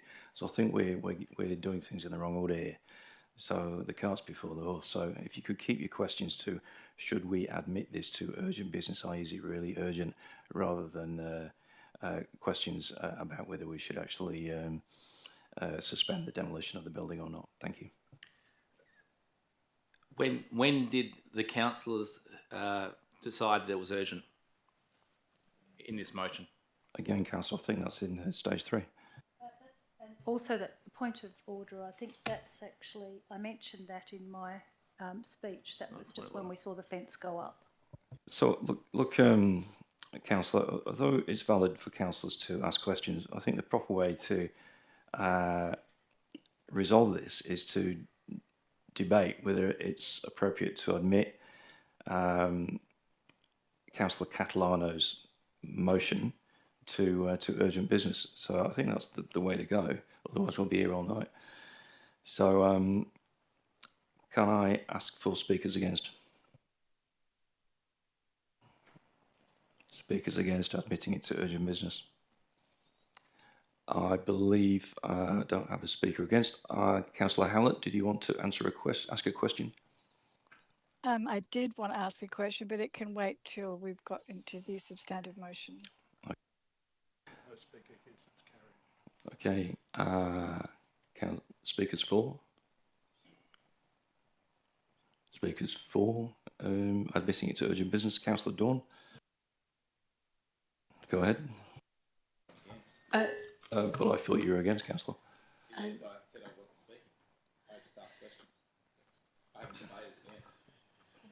But yeah, you've said you're against, so therefore we're entering into debate. We've moved on, haven't we? I'm only new on council. Can I? Yes, you can speak for 3 minutes in favour of bringing the motion into urgent business. Okay, thank you. All right, sorry about this. I'm only new on council, so I can honestly say that I'm not completely over the history of this site. But the reason that I'm speaking in support of the motion is because I've read the information that's been supplied back and forth continually between staff and councillors relating to the SDSCC, and it appears that a unanimous resolution of council from August 2022 was not enacted prior to the demolition commencing earlier this month. There's been a significant outcry from the community about the demolition, judged by the volume of emails in my inbox. And lastly, I can't justify or support the demolition of a purpose-built community facility that we spent $1.76 million on in 2015, or way over $2 million in today's terms, for the sole purpose of demolition. The city owns the building and it owns the land, and we as council own the decisions we make on it. This centrally located building reflects an era gone by, 1973, and this is its feature: the social value, the historic value, the structure value. And with the right renovation, will become a welcome asset for all the future community groups that have called out wanting to retain and to use it. Thank you, Councillor. Speakers against the motion to admit the urgent business. Question, go ahead, Councillor. Thanks, Mr. Mayor, Acting Mayor. Presiding Member. Presiding Member. My question is, we can making decision now for stopping, demolishing to stop, or just for, we have to be going to debate there still? All we are doing now is debating whether to admit Councillor Catalano's third stage motion, or the third stage of this process, into urgent business. So can we actually proceed to debate? Yeah, so all because you're I doing have some questions before we make a vote. On Councillor Catalano's next motion. Yep, thank you. Okay, understood. Yeah, we'll make sure those questions are asked and answered before that. So, anybody against? Anyone wish to speak against the urgent business? Anyone for? For or against? Okay, Councillor Catalano, if you could sum up. Yes, thanks. Look, I just wanted to, because there were some comments about councillors knew exactly what was going on. Sorry, I still would like to have my right of reply, if you don't mind. Absolutely, you've got a right of reply, Thank you very much, if you don't mind interrupting me. As I was saying, there was quite a lot of commentary about Midland ward councillors knowing about this decision, but they didn't tell me. I'm not a Midland ward councillor. And there was other suggestions that councillors knew all about this. It was in the budget. Well, just because it's in the budget doesn't mean it's going to be spent. I remember there was $5 million as well for a road over near where Bunnings is, and guess what? The money was given back. So it's not always the case that just it's in the budget. That means demolishing. Demolishing is going to be imminent. So I have to say that I actually did not know until the fence was put up around the building. So that is why it is so urgent. That is why I'm bringing it as an urgent motion. If I knew, if I had had a briefing on it, if council had been briefed on the fact that there was a contract. Point of order, Mr. Mayor. 8.10, subsection 4. Okay, Councillor, 8.10, subsection 4. Subsection 4. The right of reply is confined to rebutting arguments raised by previous speakers and no new matter. Yes, Councillor Catalano, may I ask you to confine yourself to rebutting arguments and not introducing new material. Thank you. Please continue. Well, the fact is that I didn't know, and there was no way that I was going to know. We hadn't been briefed.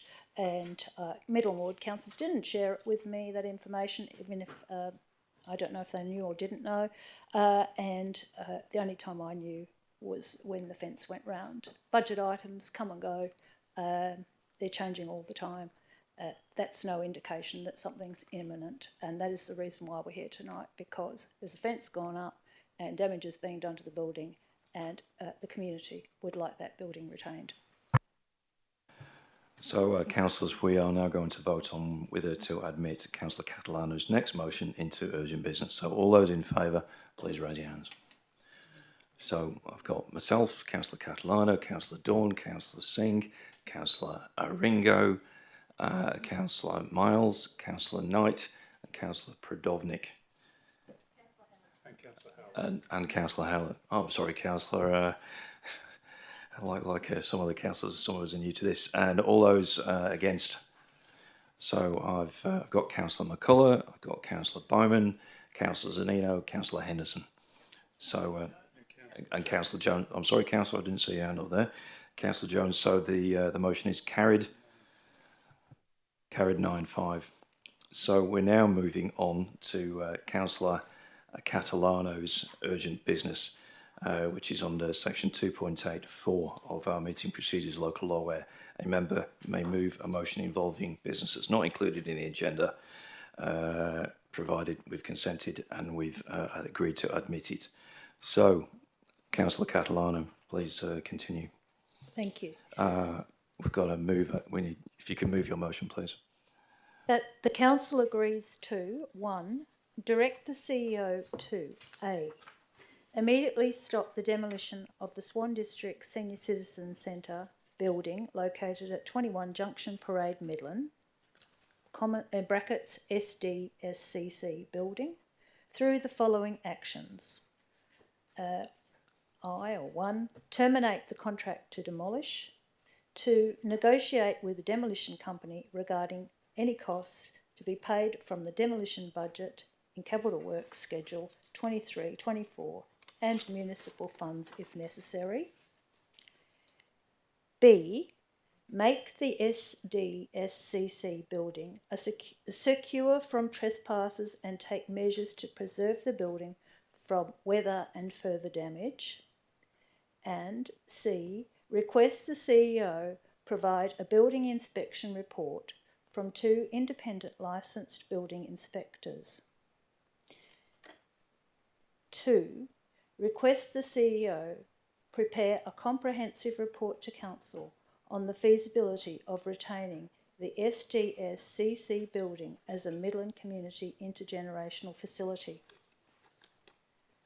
Reasons. 1.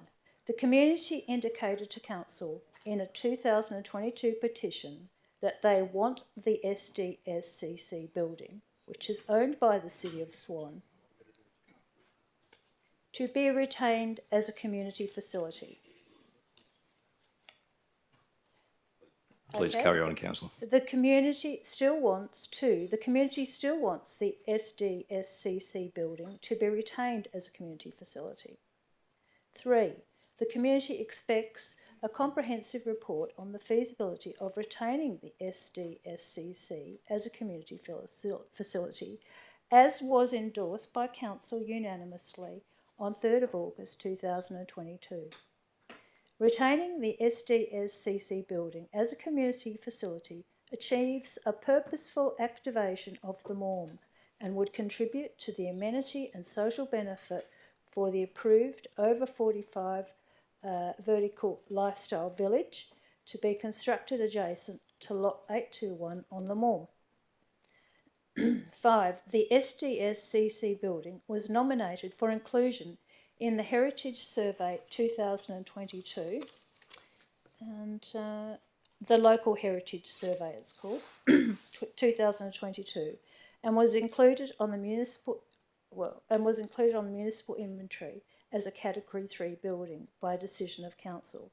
The Heritage consultants engaged to conduct the nomination assessment on the building made comment in the statement of significance that conservation of the building is desirable, that it contributes to the heritage of the locality as it has aesthetic value and is good and intact is a good and intact example of the late 20th century Perth regional style.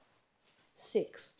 The subdivision of Lot 821, in brackets, the land parcel in which this building sits within the Morm, brackets, has been approved by WAPC and does not require the demolition of a building to satisfy the subdivision.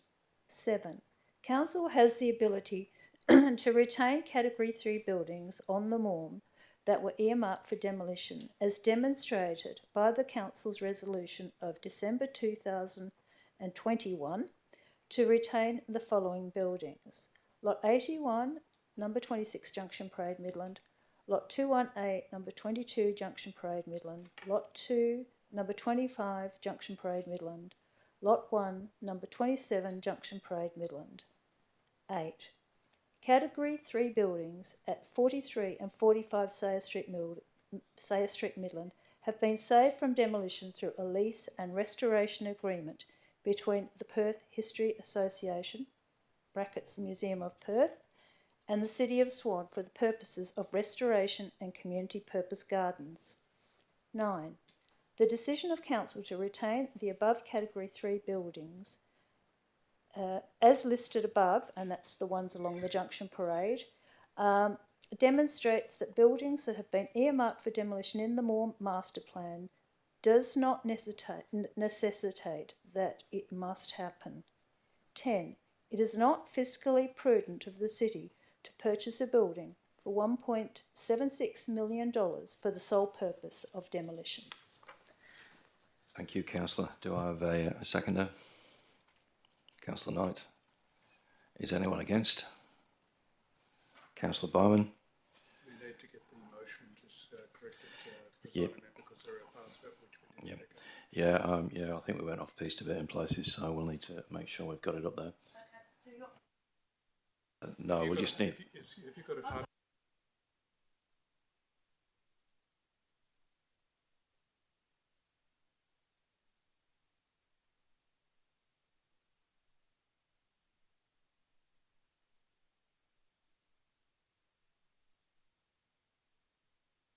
So, councillors, while we are just verifying that we have the correct motion in front of us, be aware that in the supplementary agenda, there is a report from the CEO that provides information in response to Councillor Catalano's urgent motion on notice. So, the information you need that's required in response to every motion from the CEO is present before us. So we'll just wait while the governance team make sure that we've got the right motion recorded before we begin the debate. So, Mr. CEO, I'm sure you'll advise me when we're ready to go.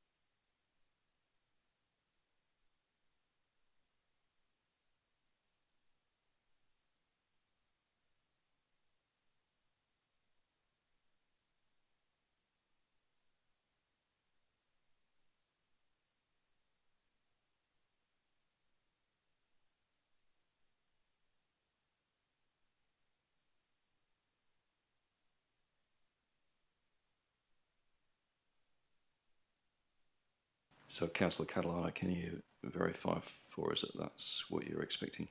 That's what you read out?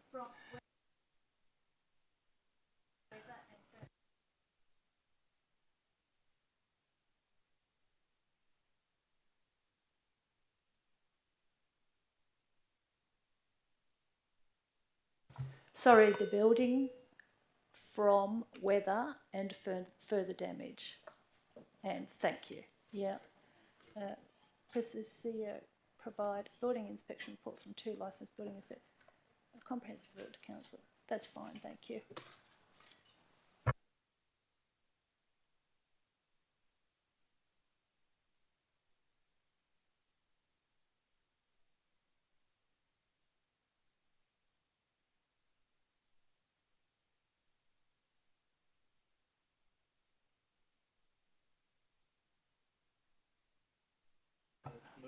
Okay, so we have the correct motion documented by the minutes clerk. We have a mover in Councillor Catalano and a seconder in Councillor Knight for the substantive motion, which has now been admitted, to urgent business. So, is anyone against? Question. Go ahead, Councillor. Thank you, Mr. Deputy Mayor. Through you to the CEO. Mr. CEO, can individual councillors be sued for deliberate breach of contract? That's a question I'll check with the governance manager in terms of liability. I don't think so, but I think I'll come back to Ms. Hodgins. Not if you're acting in good faith. That's right. Which we as are. long as councils are acting in good faith, then they have the protection against personal liability. And my follow-up question, if it's proven that councillors were acting in good faith, those councillors that voted against it, would they be safe? I'll use the word.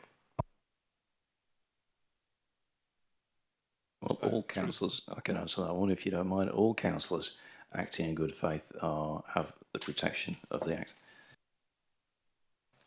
I mean, that is a hypothetical, and that they would have to be found to have not acted in good faith. So, is anyone against? Councillor Bowman's against. So, Councillor Catalano, would you please open the debate? Yes, thank you. The Senior Citizens Building. The community want it retained and have made it clear last year through their petition, and this year through the emails we have received and in the deputations and submissions received when they petitioned last year. It would be an absolutely fantastic asset to activate the new junction as a venue for all kinds of social activities.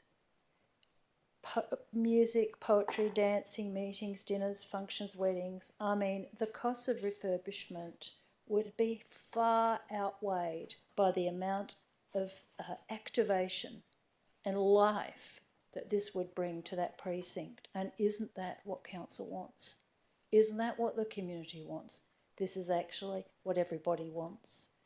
It would bring people to the centre of Midland. It would not be a scary place, it would be a lively place. Midland doesn't have a lot of centrally located community facilities, and I know because I've lived here for 30 years. MJAC's an ARC centre, and it's not easily available for hire. In fact, I've never known anybody to hire it, in fact. The town hall is too big and expensive for hire. Again, I don't know anyone. Old courthouse, too small, hard to get hold of. You know, I'm in 2 community groups, and we find it absolutely impossible to find City of Swan spaces in Midland that's within our budget. In fact, we meet in each other's houses. We need to have these community facilities. Architecturally, we've heard it's a really interesting building. It's got aesthetic value. It's purpose built. It's in the local heritage survey. Its main entrance faces out into the Junction Parade. It's got views across the oval. It's made of good quality brick, and it's solid. And I don't know that I would agree that CEO was in a position to, or is qualified to be able to give us a report on the integrity of the structure. That's why I'm proposing that we have some qualified people to actually let us know if it's structurally worth doing up. Now, the whole point is that there hasn't been a motion of council about demolishing this building. So I don't really know that we are responsible, in fact, for the contract, because there was no motion made by this council to enter into that contract and go ahead with that demolition. It was all just out there, possibly, maybe not, who knows, right? And definitely no question about when. So we get back to it. It's the late 20th century Perth regional style. I work in a building like that in Stafford Court and Stafford Street, and it's a beautiful, beautiful feel to it. It's got historic values, we've heard, for its association with the senior citizens and for its association with the development of Midland in the 1970s and the growth of community services during that period. So I want to say one other thing though. You know, council has been here before. This Midland Town Hall was left empty, unused and in disrepair in the late 1960s and was almost demolished in 1971. The council, however, in its wisdom, by one vote I believe, decided it was cheaper to save and repair this building than to build a new town hall. It was saved, and look at the fantastic asset that we have. Iconic, iconic. Now, the same should happen for the senior citizens building, because I'm absolutely convinced that we will have the same iconic outcome for that New Junction precinct. It will be a stunning asset to the city and to the community. It's bound to cost far more to build a new centrally located community space, if indeed we ever get one, after Ellenbrook and all the other newer suburbs get theirs. That's going to be millions of dollars. When we've got the building, it can be repaired and repurposed. I believe it can be, and I don't believe it's going to cost millions of dollars. It's ticks all the boxes. It's aesthetically what we want. It's culturally, historically, socially. It's beautiful building, and what I'm asking council to do is retain it, as the community have asked for last year, and to repair and refurbish it. As I said, the budget doesn't have to be spent on demolition just because it's in the budget, and I think that we need to be thinking a little bit more creatively about our assets in Midland. Okay. Thank you, Councillor. Councillor Knight. Thank you, Deputy Mayor. Not much to add. Let's not make a mistake by getting rid of this building. Once it's gone, I mean, that's it.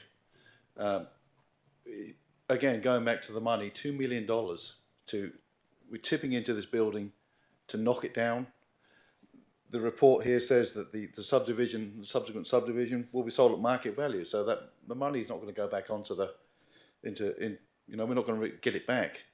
And I don't think it meets the ratepayers' expectations. So please, let's keep this building and repurpose it or get it done up. Yeah, thank you. Thank you, Councillor. Speaker against, Councillor Bowman. Question. Was that you, Councillor Howlett? Councillor Howlett, you have a question. I do. I have two questions for the CEO, if possible. Go ahead. Thank you. Mr. Kane, CEO, could you please direct me to the specific motion of council in 2015 to purchase this building for the purpose of demolition? Because I have looked and I cannot find that specific resolution of council. Here's my first question, and my second question I'll ask once you. Go ahead, Mr. CEO. Thank you, and I refer to the confidential attachment which relates to the minutes decision in the body of the report. The intent of the purchase was stated, and therefore council went ahead for the intent of the purpose stated in the body of the report. Mr. CEO, can I ask a question? Is that this document?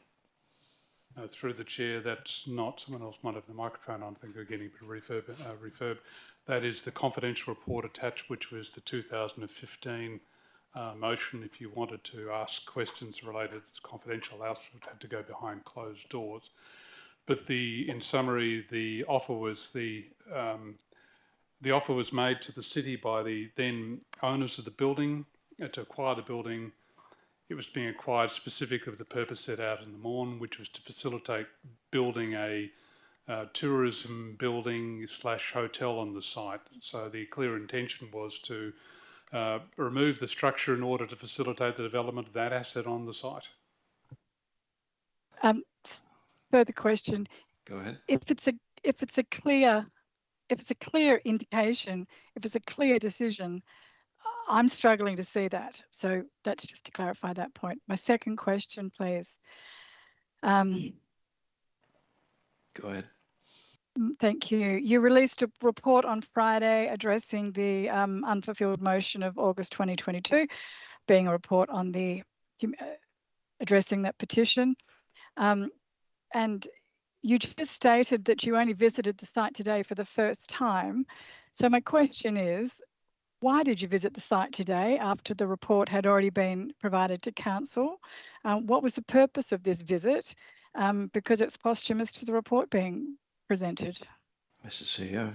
So, through the chair, the reference to the visit to the site was during a visit to the site during the demolition, not reference to the visit to the site for any other purpose. So I visited the site to ascertain the state of the demolition, having provided you photographs, and during the course of that I spoke to the people who were demolishing it and ascertained the state of the structure inside from their viewpoint, as well as the works they would have to. I've been to that site on many occasions, having been to Wheat Part, etc., but I was aware of the reasons why council had bought the site in 2015.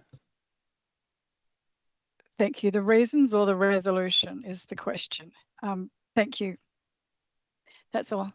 I will speak for the motion at a time that's suitable. I think I've got another question from Councillor Aringo. Is that right? Or did you want to speak? Okay. In that case, I'm looking for a speaker against. Councillor Aringo.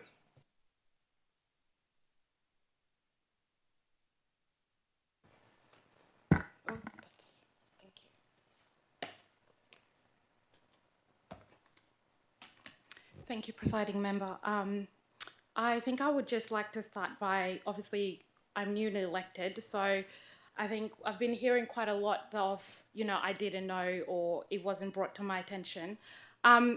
I'd just like to say that Council had previously resolved that the Seniors Centre be purchased and the land repurposed as part of the Morn precinct. Point of order. Councillor Aringo, please sit down. Councillor Howlett, not very good with names. Please state your point of order. My point of order is that is misleading information, because I have yet to see that resolution of council. It has not been provided to me, and I do not. So therefore, I consider that to be a, I'll find my meeting procedures, untrue statement. Look, my ruling on that one is I'm not able to determine that, so I must rule against you. So, Councillor Aringo, please continue. Thank you. I believe a certain amount of funds was given to the seniors group as a result of the city purchasing the building. And I'd also like to bring to Council's attention that the group then also remained on site for 2 years rent-free and only relocated to a different facility in July 2023. I would also like to bring onto attention of councillors that the Midland Society's petition sought provision of a community centre through repurposing of the facility. There was no specific functions for the community centre cited in the petition. If I'm incorrect on that, I would like city staff to correct me. As such, the question then we should be asking ourselves as councillors is, what are the needs that we are then seeking? I also would like to bring onto attention the cost that is associated with, we obviously heard tonight that there's already structural stuff that have been taken out, the roofs have been taken out. I also like to bring to attention, from my background as a nurse, asbestos is not something to joke about. It doesn't matter how little we assume it to be, it can be very detrimental to any human being, pets or anything. And also, 15 seconds. the cost, consider the cost. We've got contracts that the cities, I'm assuming, is already in there with. Think about the cost of breaking such contracts, and also having to repair, if we are to retain this building, having to repair, go through the structural repairment, and I believe then the city will be obligated under certain laws and policies of what is included in those repairs. So councillors, I urge you to think about the cost that it's going to bring for us. Thank you. Thank you, Councillor Ringo. Speaker 4.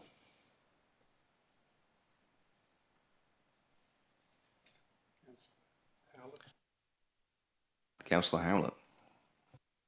Thank you. Gosh, it's not just about the former group that used to attend the centre, it's about the rest of Midland that also likes to recreate. So much has been talked about. I don't really need to go over it. I just need you to please consider that Midland has been stripped and stripped and stripped of services. I've lived in this community for 29 years, the same house, the same street, walking the same path every day. And I can tell you that once was a bustling, vibrant town centre. Councillor Zanino could attend to this. I'm sure he's knows Midland for longer than I do. We had a Sunday's farmers market in the main street, military markets. The Midland Oval was full of sporting clubs. Everything was housed there. Regent Cinema, Jimmy Dean's, Chatter's restaurants, colonial era pubs on every corner. Great Northern Highway was home to legendary Mondo's Butchers, fruit and veggie market, a hardware store, a second-hand store, men's bits, a petrol station, a gift shop, news agency. It went on and on. But where have they all gone? Where are they now? This once bustling town has become a wasteland of vacant shops, desolate people, desolate except people that are desperate. It's become a social outreach hub for people in need. Well, some of the people in need are the Midland residents who would like their own social building, their own community hall, their community hub that they can activate and fulfil the objectives of the MORM. If I can be shown the resolution that says we purchased this building in 2015 for $1.76 million with the express purpose of demolishing it, and I want to see the word demolish, then I'll accept it. But I have not found that resolution, and I have looked and I've looked. And the CEO has pointed you to a confidential document that was shared. That does not state that that building is to be purchased for the demolition. There is no need to do it. We've constantly made changes to the MORM, councillors, and we've got so many more to do. We can have this conversation a few times over, I think, because we still have to decide on an Undercroft, the Piazza, how much public open space, Juniper Link. Are we going to have administrative buildings or not? Is there going to be a brand new community civic centre or not? It's an organic document. It's moving, adjusting to needs. If we're to strictly go by the 2015 MORM, well, it did state in there, in the design for precinct, perhaps it was A, for a taxi rank. I mean, come on. We all know the share economy has superseded the need for taxis. So 15 seconds. the document, thank you. The MORM is an organic document that should respond to needs. The Midland community have reached out to the council, to the councillors, and to each other to try and get this building saved, because they know once it's gone is another asset lost. Thank you, Councillor. I'm now looking for a speaker against. Question, Councillor Bowman. Mr. Deputy Mayor, to the CEO. In the budget review in October, the budget amendment review, did any councillor move a motion to remove the $50,000 for demolition? Is that the question, whether any councillor moved a motion to remove that expenditure? No. Was it raised at the October budget meeting in any way, the $50,000? No. The delegation of authority, council delegates authority to you to perform a number of functions under the Local Government Act, is one of those delegations to carry out the business of council and enact those items that are included in the budget. Through the chair, that delegation actually sits under section 5.14C of the Local Government Act, where I'm required to do those functions that are decisions of the local government. The delegations that relate subsequent to that, through me to the staff, require the conditions of subdivision, etc., to be enacted in accordance with the council's resolutions. And final question, since my time on council, at least 2 items have come to council, being the Morrison Road properties, which I think was August 23, and the 2 properties on the Crescent, which were to purchase them. Are they being purchased to demolish? Is that the intent? Through the chair, the ones on Morrison Road are subject of a clearance of the site, and there is demolition on it. Similarly, the other 2 properties referred to on the Crescent are subject of demolition requirement, or part thereof, to facilitate the piazza, but there's part of that structure that would be retained.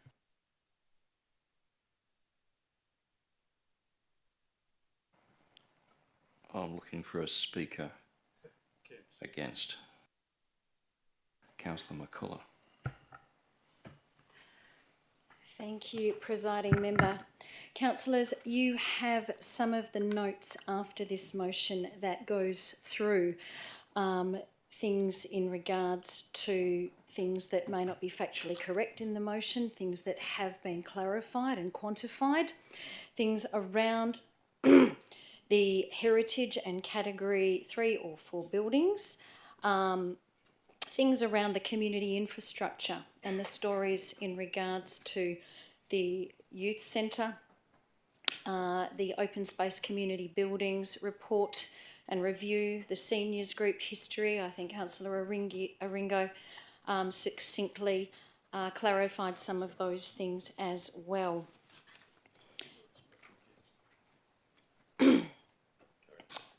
Councillors, there may be some members of community that wish to retain the building, but there are others who wish to proceed with a future-focused New Junction precinct. I would not like to, on either side of the debate, take community's name in vain. And I want to make sure that what we're looking at and what we have seen before us with years of community consultation, I want to see what we have in before us and what the community has directed us to do. Every item that comes before council is inextricably linked to our long-term plans, our long-term financial plan, our strategic community plan, our corporate business plan, and in many ways it also speaks to our service plans. Each item may form a small piece of the puzzle that continues to paint a picture for a future-focused City of Swan. That future focus is for our generations to come. We have been here, we have discussed and debated the New Junction precinct.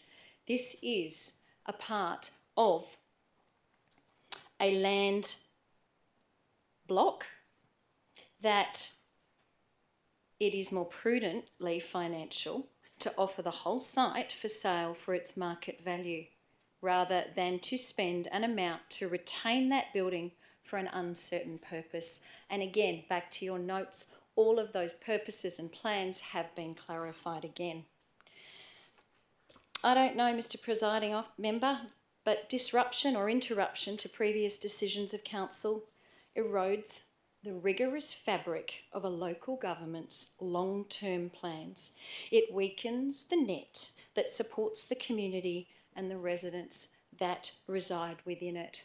We are going to continue with what we have before us to provide our residents and ratepayers and younger generations for generations to come with rate relief, with surety and rates in perpetuity to ensure that that pressure is taken off.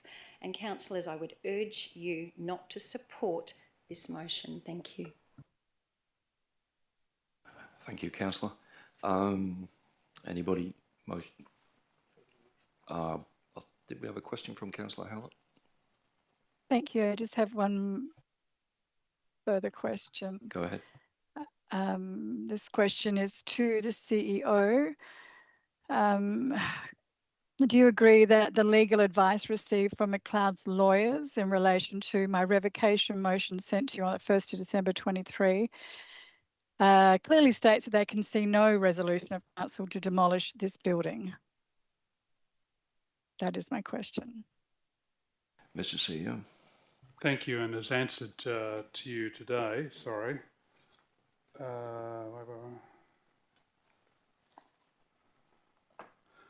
So someone's put an answer here in front of me. So I just noticed that I just confirmed that there does not need to be a specific resolution on every item as a consequential larger decision undertaken. This has not allowed the CEO to get on and implement decisions of council. Every action for a decision needed a subsequent approval. I can give you examples. For example, the whole of approving the annual budget is to administration can get on and undertake works on procurement activities for the subject of the budget. Therefore, it's not necessary in each case for such enormous amounts for inefficiency to be hamstrung by requiring separate parts of resolution for each component. Thank you, but that's not actually the question I asked you. The question I asked you is, do you agree that the legal advice received from McLeod's lawyers in relation to my revocation motion stated that they could see no resolution of council to demolish the building?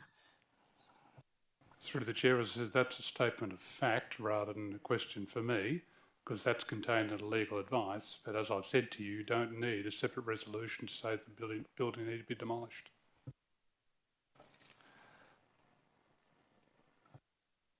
I've got a question. Is that all, Councillor Howlett? We have questions. I've got a question, Mr. CEO, if I may. I don't know if I need to hand over the chair of the meeting to Councillor McCullough at this point, but I will anyway. Over to you, Councillor. Not to ask a question. Not to ask a question, okay. My question is this.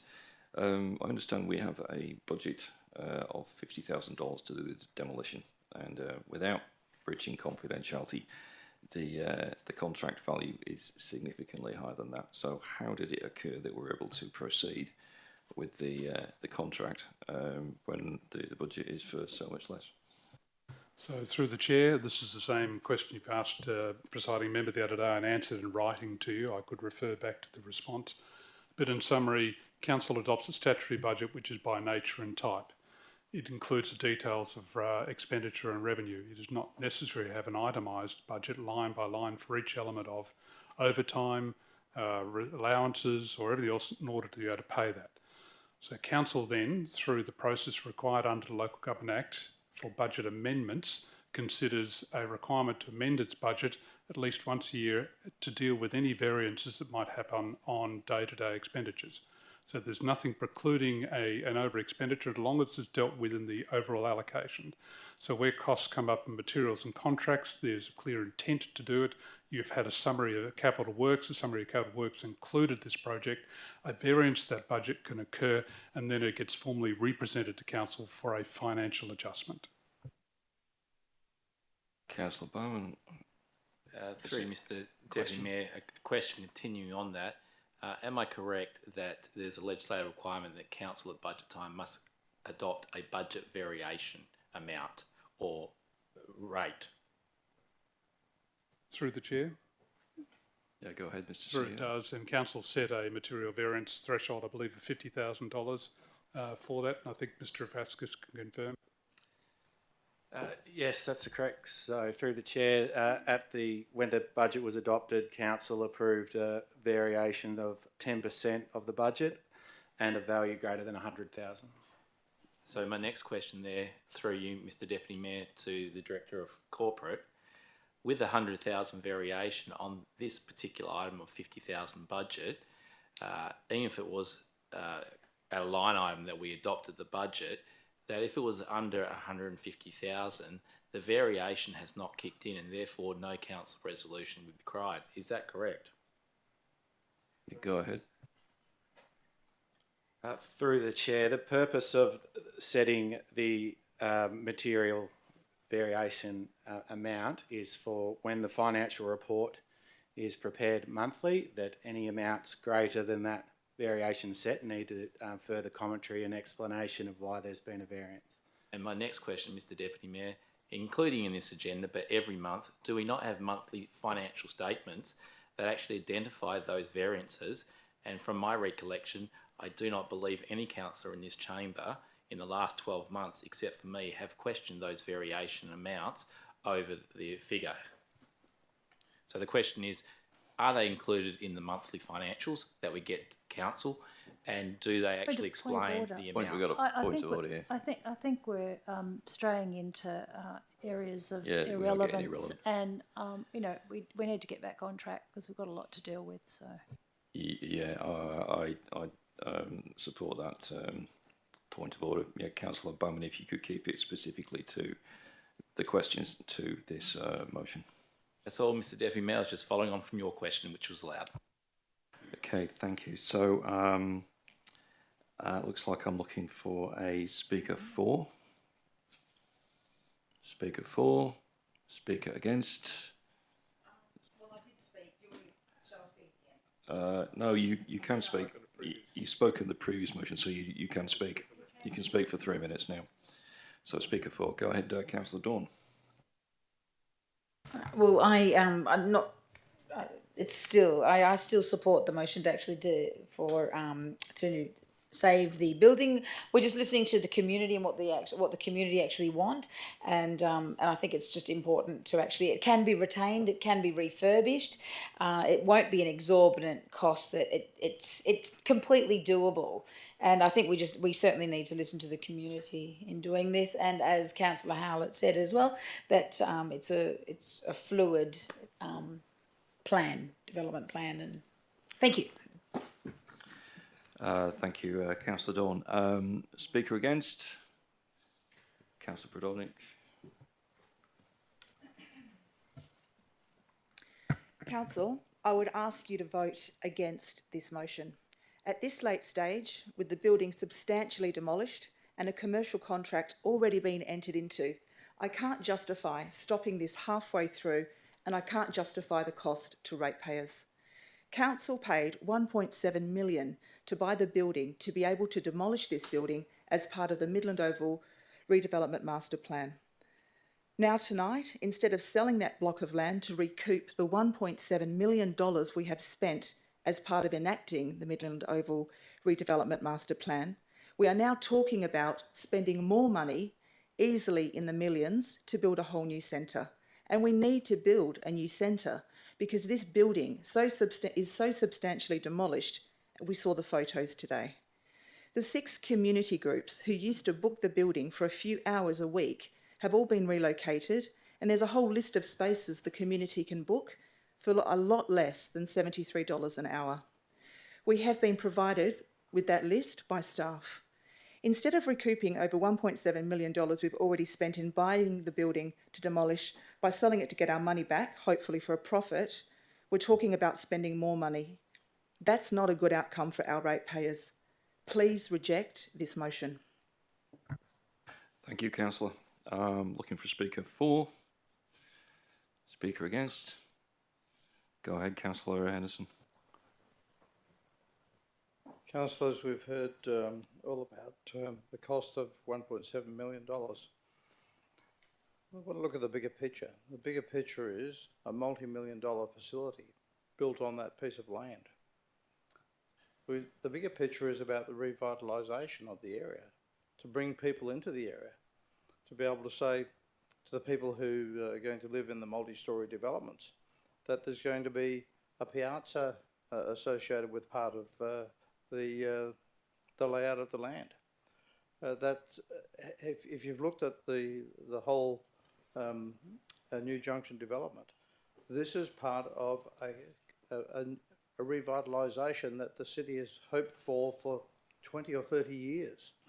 We heard people say earlier that it's been declining. It's been declining since 2000 or even before. In fact, probably the mid-90s it's been declining in Midland. So here we are at a point where a part of this 11 odd hectares is being proposed to be kept, which is derelict. It's, well, as you know, partly demolished already. And it's taking up space where we need to revitalise, and that's the fundamental here. We asked our community broadly, very broadly, what did they think about the revitalisation of New Junction? And the greater majority came back, I can't remember, 60+%, I think, might have been 70%, came back and said to us that we'd like you to get on with it because Midland needs, it needs a boost. This is what this is all about. So I think it's time to say to ourselves, okay, this old building, not really what you call an exciting building. Yes, you'd have photographs of it and the like for future preservation, but it's a building that is not of any significant value. It is a building that it would cost millions to replace. Point of order. My point of order. If you can resume your seat. Councillor Howlett, go ahead. Thank you. Is under, let me see, number F, the presentation of false or misleading information.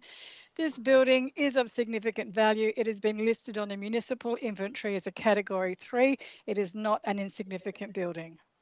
Yes, I'll have to uphold that point of order, Councillor Henderson. So if you can please continue. I would say that listing of level 3, Mr Deputy Mayor, on our inventory is a very minor factor, whereas a level 1 is something that we have to absolutely look after, such as this town hall. So point of order. Your point was taken, Mr Mayor. Thank you. Do you want to sit down, Councillor Henderson, while we deal with the point of order? Go on, go ahead, Councillor Howlett. Oh, my point of order was that, oh, I don't even know which one it comes under, but Councillor Henderson seemed to be defending his statement rather than retracting it. Yeah, look, again, I do support the point of order. Yeah, Councillor Henderson, if you can continue without debating the point of order. Thank you. Look, we can interrupt all we like, Mr Deputy Mayor. The fundamentals are, however, that this building is of a value so insignificant in terms of the whole redevelopment that's been proposed that it makes no sense to spend money, significant amounts of money, to do what is being proposed. It won't achieve anything of great significance, whereas the proposed development of the New Junction will. Thank you. Thank you, Councillor Henderson. Do I have a speaker for? Speaker against? Okay, Councillor Catalano, before your right of reply, I'm going to hand the chair over to Councillor McCullough as a deputy presiding member for just a short speech I'm going to make.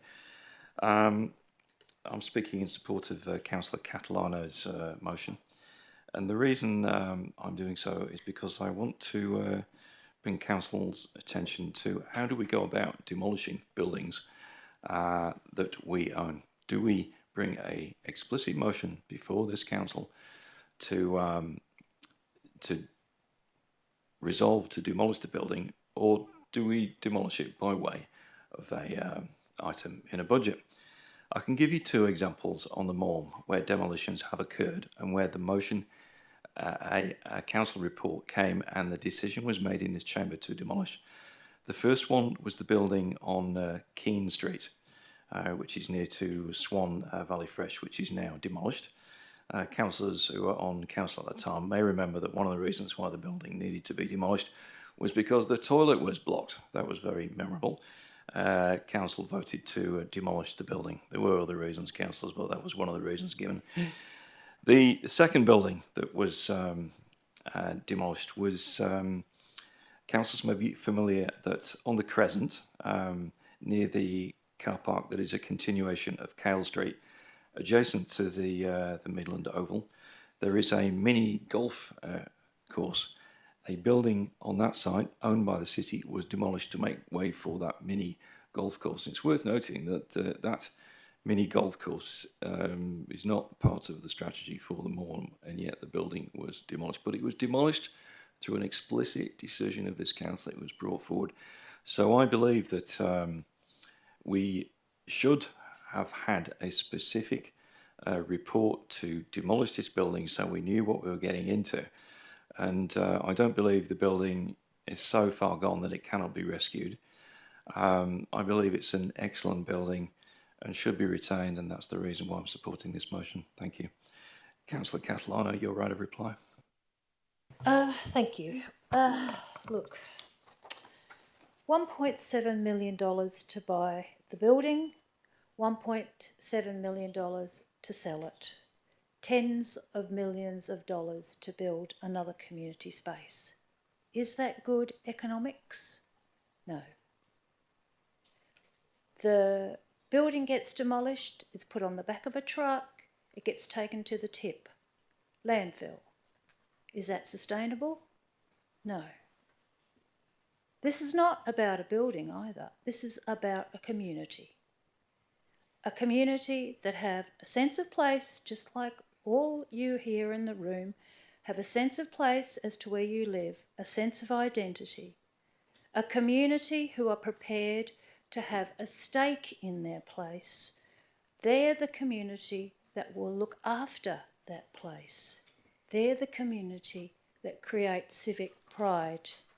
And these are the people that are urging you to retain this building because it is important to them. It's not about money, it's about people. But then it's not about money either, because I've just demonstrated the false economy of damaging, destroying, and ultimately demolishing this building and sending it to the tip. Leaving this community without a community centre. Without a community centre that won't be able to revitalise Midland, which is, as I've heard tonight, one of the aims of this council, revitalise. You revitalise Midland by looking after its people and encouraging and providing for its people. You revitalise by bringing people in and providing for them. It's about meeting the needs of people, and these people have said to you tonight what they need. We've got to listen. They keep saying, can you listen? To have a community who is actively engaged in revitalising the town centre is a community who will stand up here tonight and tell you what it is they want and need. 30 seconds. And tonight they've asked you to retain this building. They don't want the wasteland of vacant shops. They don't want big hotels full of strangers, if indeed it even happens. They want community, and that is what will protect the assets of this town, and that's what will make it revitalised. That is what will activate it. That is what the new junction sets out, and that is what is going to make it an attractive place for people, for other people to want to come and live here. Because right now, it hasn't worked. Whatever the strategy of this council has been, it hasn't worked because people don't want to come here. In fact, they want to leave. So we don't have a motion of order. council. Time. Go ahead, Councillor. What is your point of order? The time is exceeded, Mr. Mayor. That is a point, Councillor Anderson is right. Can you conclude in 5 seconds? Well, just that we don't have a motion of council. In fact, I was always told that whatever happens on the MORM is going to happen incrementally. It's going to happen through a motion of council. The business plan that was advertised, it's just a number of different various possibilities. It would all depend on the incremental decisions of council. Thank you, and that has Councillor. not been made in this case. Thank you. Okay, I'm going to put it to the vote. All those in favour of Councillor Catalano's motion? So I've got myself, Councillor Catalano, Councillor Dawn, Councillor Singh, Councillor Knight and Councillor Howlett. And those against, I've got Councillor McCullough, I've got Councillor Ringo, Councillor Bowman, Councillor Jones, Councillor Miles, Councillor Zanino, Councillor Henderson and Councillor Pridovnik. So the motion is lost. So we're moving on to the next item of business, councillors, and that is 4.2.1. 4.1.2, okay. 14.1.2. I'm actually looking at it in here, Mr. CEO. It says 14.2.1, Upper Swan Local Area Plan 2023. Councillor Catalano has withdrawn it. Move the officer's recommendation. Thank you, but isn't the 14.1.2 response to petition still required, Mr. Mayor? Because that was, the presiding member, that was withdrawn by Councillor Howlett. Tell you what, well, Mr. CEO, I do see a point, but let's do this one and get it out of the way. So, Councillor Catalano has withdrawn it for objection. Councillor, you want to do this one first? Yeah, let's get it over and done with. Do I have a mover? Move the officer's recommendation. Do I have a seconder? We're doing 14.2.1 Upper Swan Local Area Plan that you have withdrawn for objection. Councillor, on page 19, at least of my version. I've got moved by Councillor Bowman, seconded by Councillor Zanino. Is anyone against? Yes, Councillor Catalano, do you wish to speak to it? Councillor? In which case, before you do, I need to ask Councillor Bowman if he wants to speak to it. Councillor Zanino, do you want to speak to it? In which case, over to you, Councillor Catalano. Yes, I just want to acknowledge that the Upper Swan Ratepayers and Residents Association sent us an email and they were in support of the local area plan. However, I do want to oppose it because I want to highlight some issues to do with clay extraction and associated nuisance to locals and the damage to the environment and lack of remediation despite the conditions in the development applications. Extractive industry is clearly identified in the local area plan, and it says that there are going to be buffers to protect any use of surrounding property from noise, dust and other influences. Well, this is not happening. I've been up there, I've seen it with my own eyes. People who live in the surrounding properties are not protected from noise, dust or other influences. Yeah, and as I say, I've seen and experienced this myself. Remediation is, in my view, and in the views of the locals, woefully inadequate despite the conditions. In fact, you might even say they're not enforced. And probably the reason why they're not enforced is because the amount that's set aside, I forgot what the term is that they call it, but there's an amount of money that's set aside can never remediate those pits. But anyway, there are conditions and they're not enforced. The Upper Swan area has become a virtual moonscape. Just have a look on Google Maps, you'll see it for yourself. So I see that there's some kind of commentary in the local area plan about enforcing rehabilitation of clay pits to a standard where they contribute to the landscape and community. It's a priority 4, which I think is too low. It should really be right up there. The local area plan doesn't do enough to address the lack of protection and lack of remediation. There basically, in my view, should be no more clay extraction until proper protection for the environment and the people is in place and rehabilitation conditions are adhered to, enforced and are effective. Thank you, Councillor. Now I'm looking for a speaker for the officer's recommendation. Speaker against the officer's recommendation. For or against. Councillor Howlett. How are you speaking, Councillor? I will be speaking against the officer's recommendation. Okay, go ahead.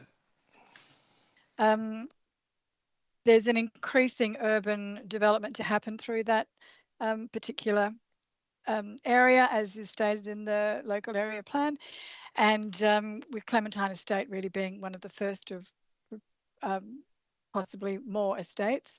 The extractive industries need to be better managed, and I totally agree with Councillor Catalano's points. I don't need to repeat them. We need to find a way to make extractive industry work better in the increasing urban growth that's going to happen there. So tighter measures, better controls, and at this point that LAP doesn't address that. Thank you. Thank you for your speech, Councillor. Do I have a speaker for the officer's recommendation? Councillor Henderson. Just briefly to add that there's been clay extraction in that area for decades, and I've got a nice brick house that's made out of clad bricks.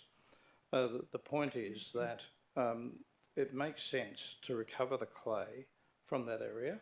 It makes sense to then go through the process of ensuring that it's rehabilitated for urban development, because that's what's going to come one day. Now, some of the areas have been under approval where there is no requirement to do any remediation, and to hope that we can then turn around and put a condition on people who've had a previous legitimate approval is problematic in that we would lose that at SAT. So I think the fundamentals here are that certainly in future we need to be more observant of a potential ability to make conditions to ensure that it's properly looked after and dust mitigation is done, all of those things. But we do need to be careful not to cut off what is a resource that under the Mines Act, by the way, is ultimately a state responsibility. I think we just issue the licences with conditions. Thank you, Councillor. Now we're looking for a speaker against the officer's recommendation. Speaker for, speaker against. In that case... Put the motion. Yep, well, I think somebody can sum up if they want. Who was it? That's me. That was yourself. Councillor Bowman, do you want to speak? Put the motion. Okay, in that case, all those in favour of the officer's recommendation? Okay, so I've got myself, Councillor McCulloch, Councillor Singh, Councillor Aringo, Councillor Bowman, Councillor Jones, Councillor Miles, Councillor Zanino, Councillor Henderson, Councillor Pridovnik, and that's those in favour. And all those against. So I've got Councillor Catalano, Councillor Dawn, Councillor Howlett, and Councillor Knight. So the motion is carried. We're now going to move, councillors, to item 4.1.2, 14.1.2, response to petition Swan District Senior Citizen Centre on Junction Parade being developed as a Midland Community Hub. And councillors, this one is, I believe, about the petition. So I need somebody to move the officer's recommendation. Happy to move. Councillor Bowman. Need someone to second the officer's recommendation. Anybody to second it? Councillor Singh. Is there anybody against? Obviously, Councillor Howlett. Do you wish to debate it, Councillor Bowman? Councillor Singh, do you wish to debate it? No. Councillor Howlett? No. I think we've spoken plenty enough tonight, but I would like to speak on this one. Thank you. Okay. If you could keep it brief, Councillor, because it's 10 I to will. 10. I'll keep. Oh, great. Well, we'll be finishing shortly. I don't believe that that this report actually addresses a specific resolution of the council. I don't think it fulfills that obligation. So it doesn't fulfill the requirements to provide a report that would demonstrate undertaking the necessary building repairs and refurbishments to allow it to be used as a community centre. This report is more geared at providing other options for community groups. It's not really dealing with this building other than to say demolition has begun, and it's at a point that, you know, there hasn't been any requests from community in the past. There seems to be no need. It's more of an opinion piece than a report, if I say so. And I did hear the CEO say earlier that it was the first time that he visited the site today. He said for the first time. So whether or not it was, I don't know. I'm quite sure he has visited the Morn, but I don't know if he has visited this building before. However, I think there's a reflection on staff that calling it an opinion piece. Yeah. All right, so that's a point of order. No, it's basically adverse reflection. Yeah, a lot more really on that one, is Councillor Howlett, may I ask you to withdraw the remark? Thank you. Yes, thank you. I withdraw that remark. Please continue. And I have, thank you. That's all I have. We can go into voting or anybody else speaking. Thank you. Okay, thank you. Thank you very much for your speech, Councillor. Would anybody like to speak in favour of the officer's recommendation? Against the officer's recommendation? For or against? Councillor Bowman, would you like to sum up? Put the motion. Councillors, all those in favour of the officer's recommendation? So I've got myself, Councillor McCullough, Councillor Singh, Councillor Aringo, Councillor Bowman, Councillor Jones, Councillor Miles, Councillor Zanino, Councillor Henderson, Councillor Prodovnik. All those against? I've got Councillor Catalano, Councillor Dawn, Councillor Knight and Councillor Howard. Thank you. The motion is carried. Next item I believe we have is 14.3.1 Responsible Authority Report, State Administrative Tribunal, reconsideration of refusal of proposed roadhouse lot 31, number 1487, Neves Road, Bullsbrook, DA 396-22, which is on page 56, councillors. And we've got a motion from Councillor Bowman. Thank you, Mr Deputy Mayor. That move that Council resolves to not endorse the officer's recommendation on the application to the Metro Outer Joint Development Assessment Panel to approve the application subject to conditions. 2, recommend that the application to the Metro Outer Joint Development Assessment Panel be refused for the following reasons. 1, the proposed roadhouse which stores and dispenses petroleum is a high-risk land use considered to be inappropriate within a bushfire-prone area. And 2, a high-risk land use with a bushfire-prone area is not considered to satisfactorily address the design principles of safety as set out in State Planning Policy 7, design of the building environment, and so is not considered to comply with this policy. Do I have a seconder? Councillor McCullough. Do I have anyone against? Question. Go ahead with your... The fuel tanks would be underground, is that correct? Mr CEO? The answer should be yes, but I think just Mr Russell confirmed that's correct, yes.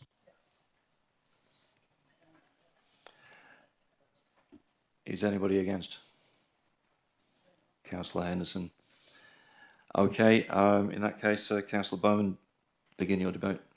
Thank you, Mr Deputy Mayor. Mr Deputy Mayor, I'll be very quick on this one. No need for debate, Mr Mayor. Councillors, there are several reasons why this application should not be approved. For example, the revised site boundary extends further into the Banksia woodland native vegetation, which my understanding needs a permit to clear native vegetation from the relevant authorities. It is still within 200 metres of several properties, and no changes have been made to this application that reduce the impact to them. This is simply not fair. However, to put it simply, we should not be approving any high-risk activity in a bushfire-prone area. A roadhouse which stores and dispenses petroleum is a high-risk land use. The application does not satisfactorily address the design principles of safety as per State Planning Policy 7. Thank you. Councillor McCullough. To say thank you. Speaker against? Look, just briefly, councillors, I do believe all of the matters have been dealt with in response to the SAT, and I think given that we need to reassess where we're at. The bottom line is that the risk of fire from fuel stations these days is extremely small. Those risks have been massively mitigated over many years of experience. Sure, there have been some serious occasions in the past, but in this case, you've got double tanks. They're lined so that leakages are detected by capturing it inside a second tank. You do groundwater measurements. There's many ways to ensure that these places are adequately protecting the environment.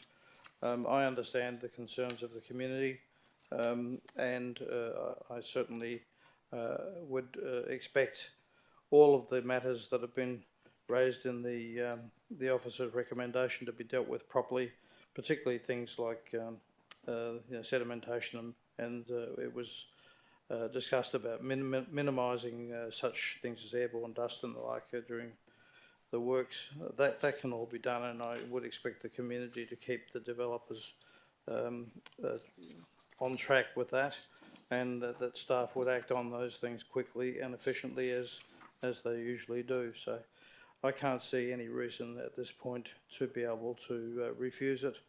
Certainly, the sightline issues have been discussed this evening, but that they've been covered. So it would be very difficult for us to win this if we were to refuse it.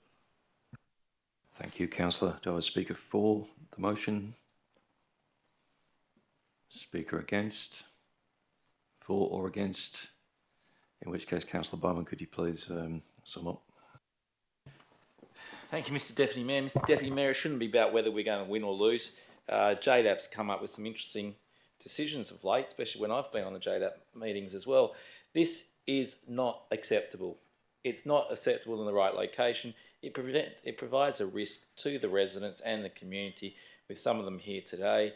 Our job is to look at this on the planning needs, and it, for me, doesn't meet the safety principle, and as such, I'm happy to move the rejection. Thank you, Councillor. All those in favour? I've got myself, Councillor McCullough, Councillor Catalano, Councillor Dawn, Councillor Singh, Councillor Ringo, Councillor Bowman, Councillor Jones, Councillor Miles, Councillor Knight, Councillor Prodovnik and Councillor Hallett. And those against? I've got Councillor Zanino and Councillor Henderson, so the motion is carried. And 12.2, yeah, we'll go to the next item. So we've got 14.3.2, existing retaining walls and fill. Lot 259, number 51, Jinder Road, Congamaya, DA 585-23. It's on page 100, councillors. And Councillor Catalano has withdrawn it for objections. So, for an objection, so I need a mover and seconder for the officer's recommendation. Is I've got Councillor Prodovnik. Councillor left. Oh, that's fine. He's left. So I've got Councillor Prodovnik has moved, and Councillor McCullough has seconded the motion. Councillor Catalano, I understand you're you're opposed. I understand. Just checking. I've got someone opposed. Councillor Prodovnik, can you open, please? Can I reserve my right to speak? Yeah, you can speak. I reserve my right. I don't need to debate it.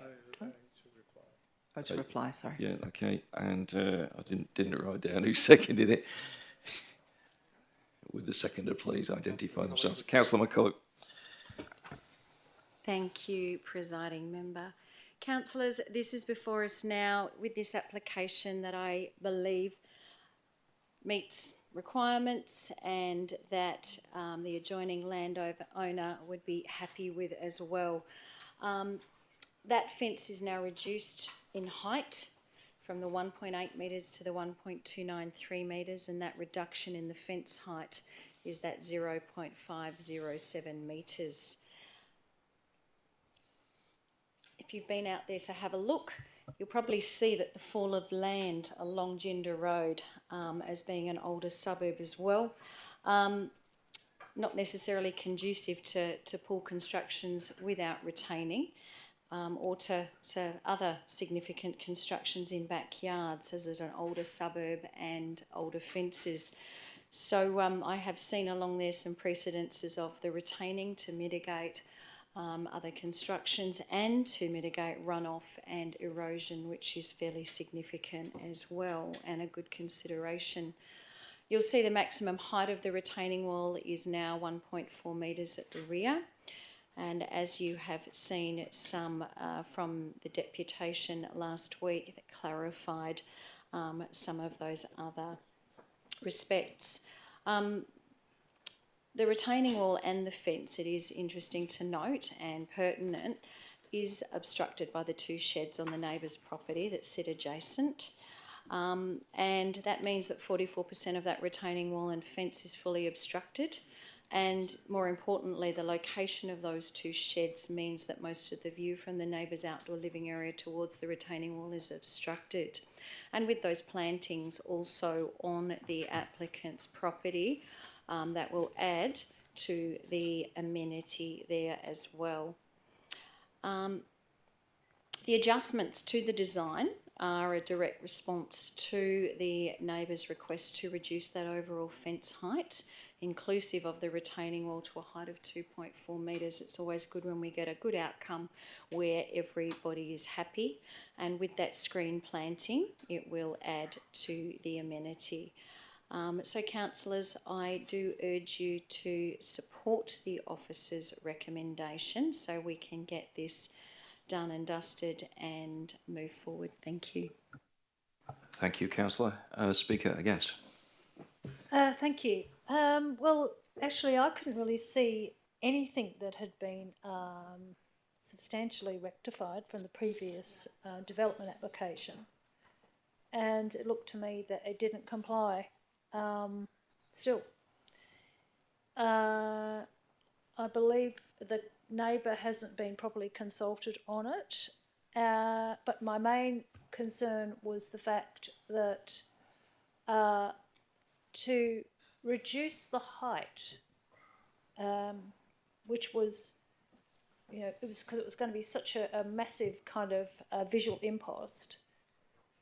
But not only that, it was going to impede airflow and, you know, just general comfort of the next door neighbour. I mean, imagine living next door to infrastructure like that. I mean, it's quite, I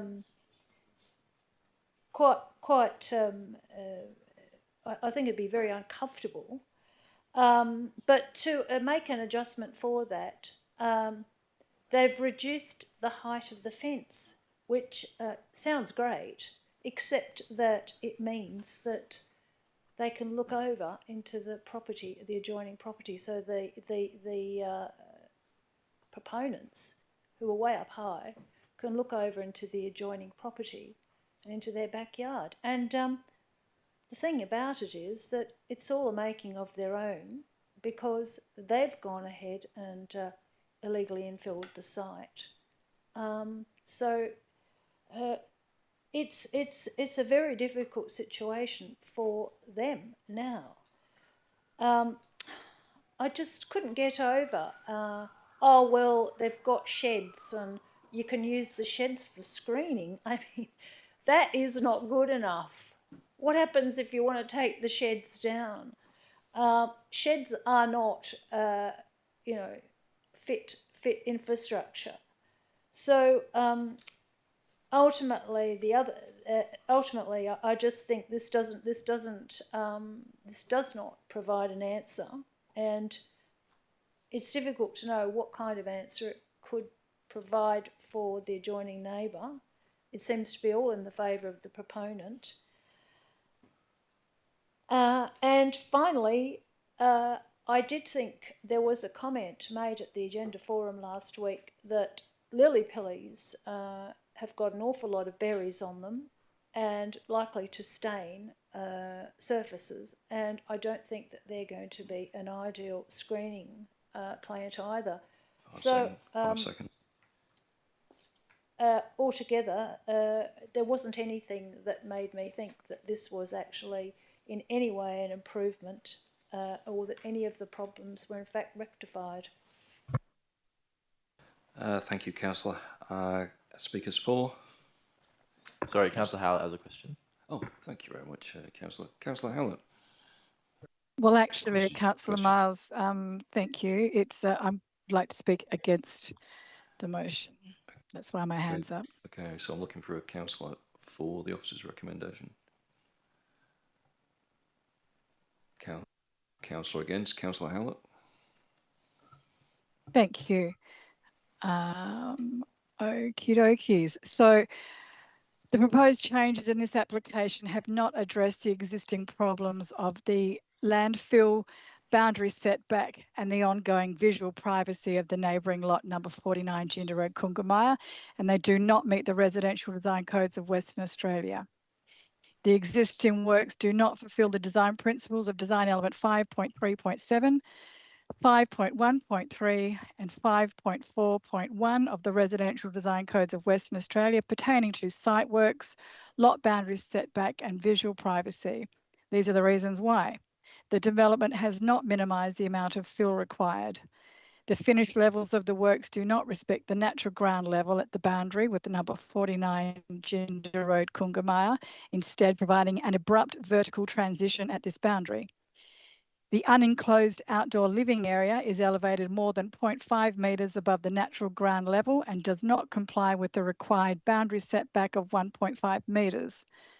The proposed reduction in height of 0.5 of a metre for a portion of the Colorbond fence atop the retaining wall will continue to allow overlook from the neighbouring property onto number 49 Ginder Road, Kungamaya.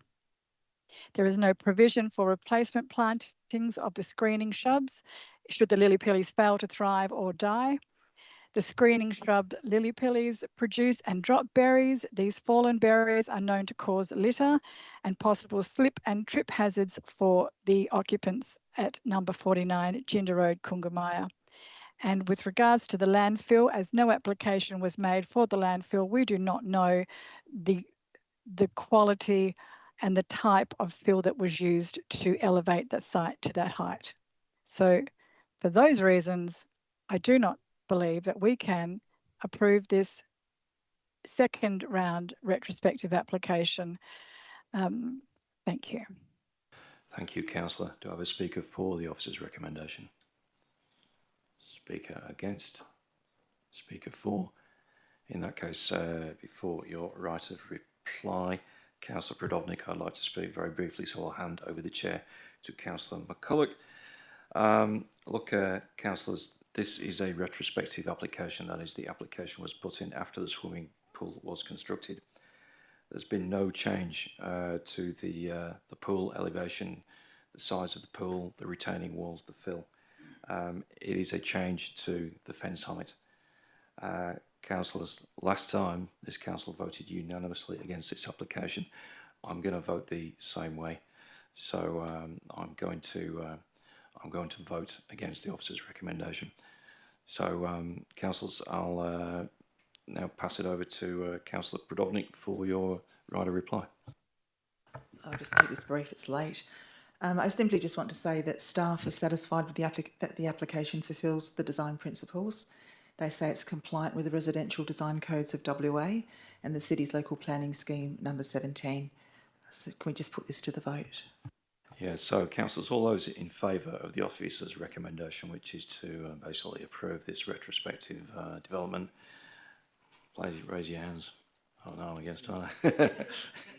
You can't get it right all the time. So all those in favour of the officer's recommendation are Councillor McCulloch, Councillor Singh, Councillor Jones, Councillor Zanino, Councillor Henderson and Councillor Prodovnik. 6. And all those against the officer's recommendation. So I'll get it right this time, councillors. I've got myself, Councillor Catalano, Councillor Dawn, Councillor Bowman, Councillor Miles, Councillor Knight, Councillor Howlett. I'm sorry, Councillor Ringo. I didn't see you just there. Councillor Ringo. So therefore, the motion is lost.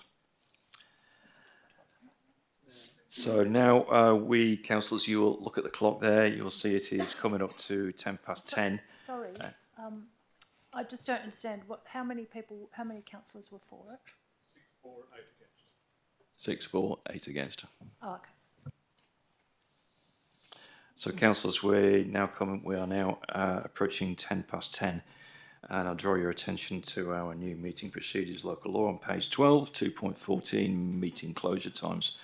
Part 2, where a meeting passes 10 p.m. at the conclusion of any motion on a debate, the presiding member must invite members to move a procedural motion under subclause 9.1d or 9.1e or whatever you want to either adjourn the meeting or to continue the meeting.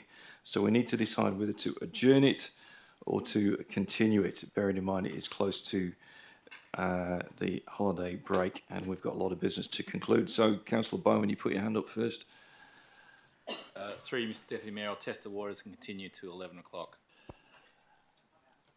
Do I have a seconder for that?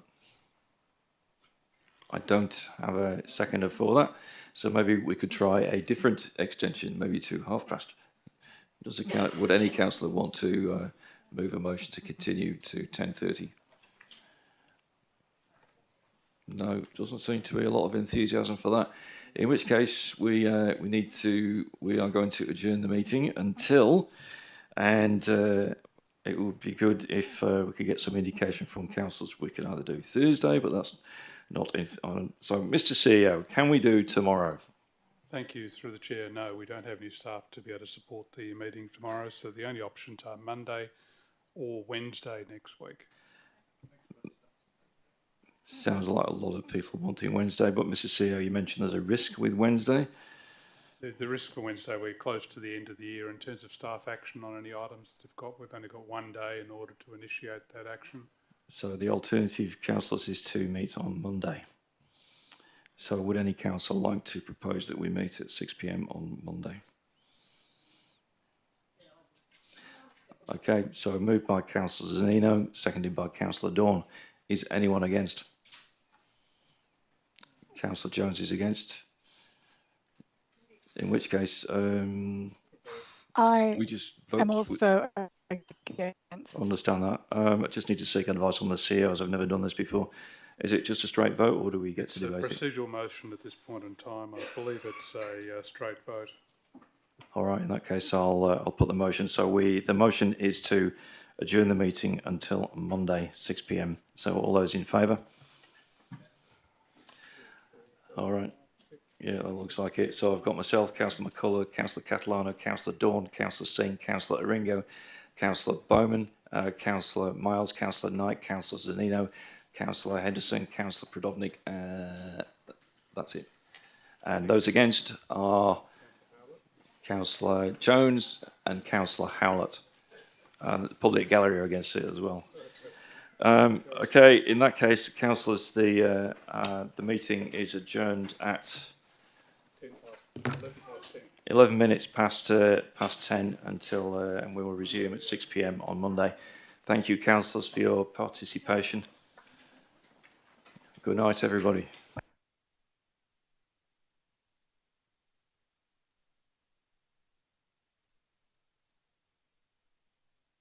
Mm.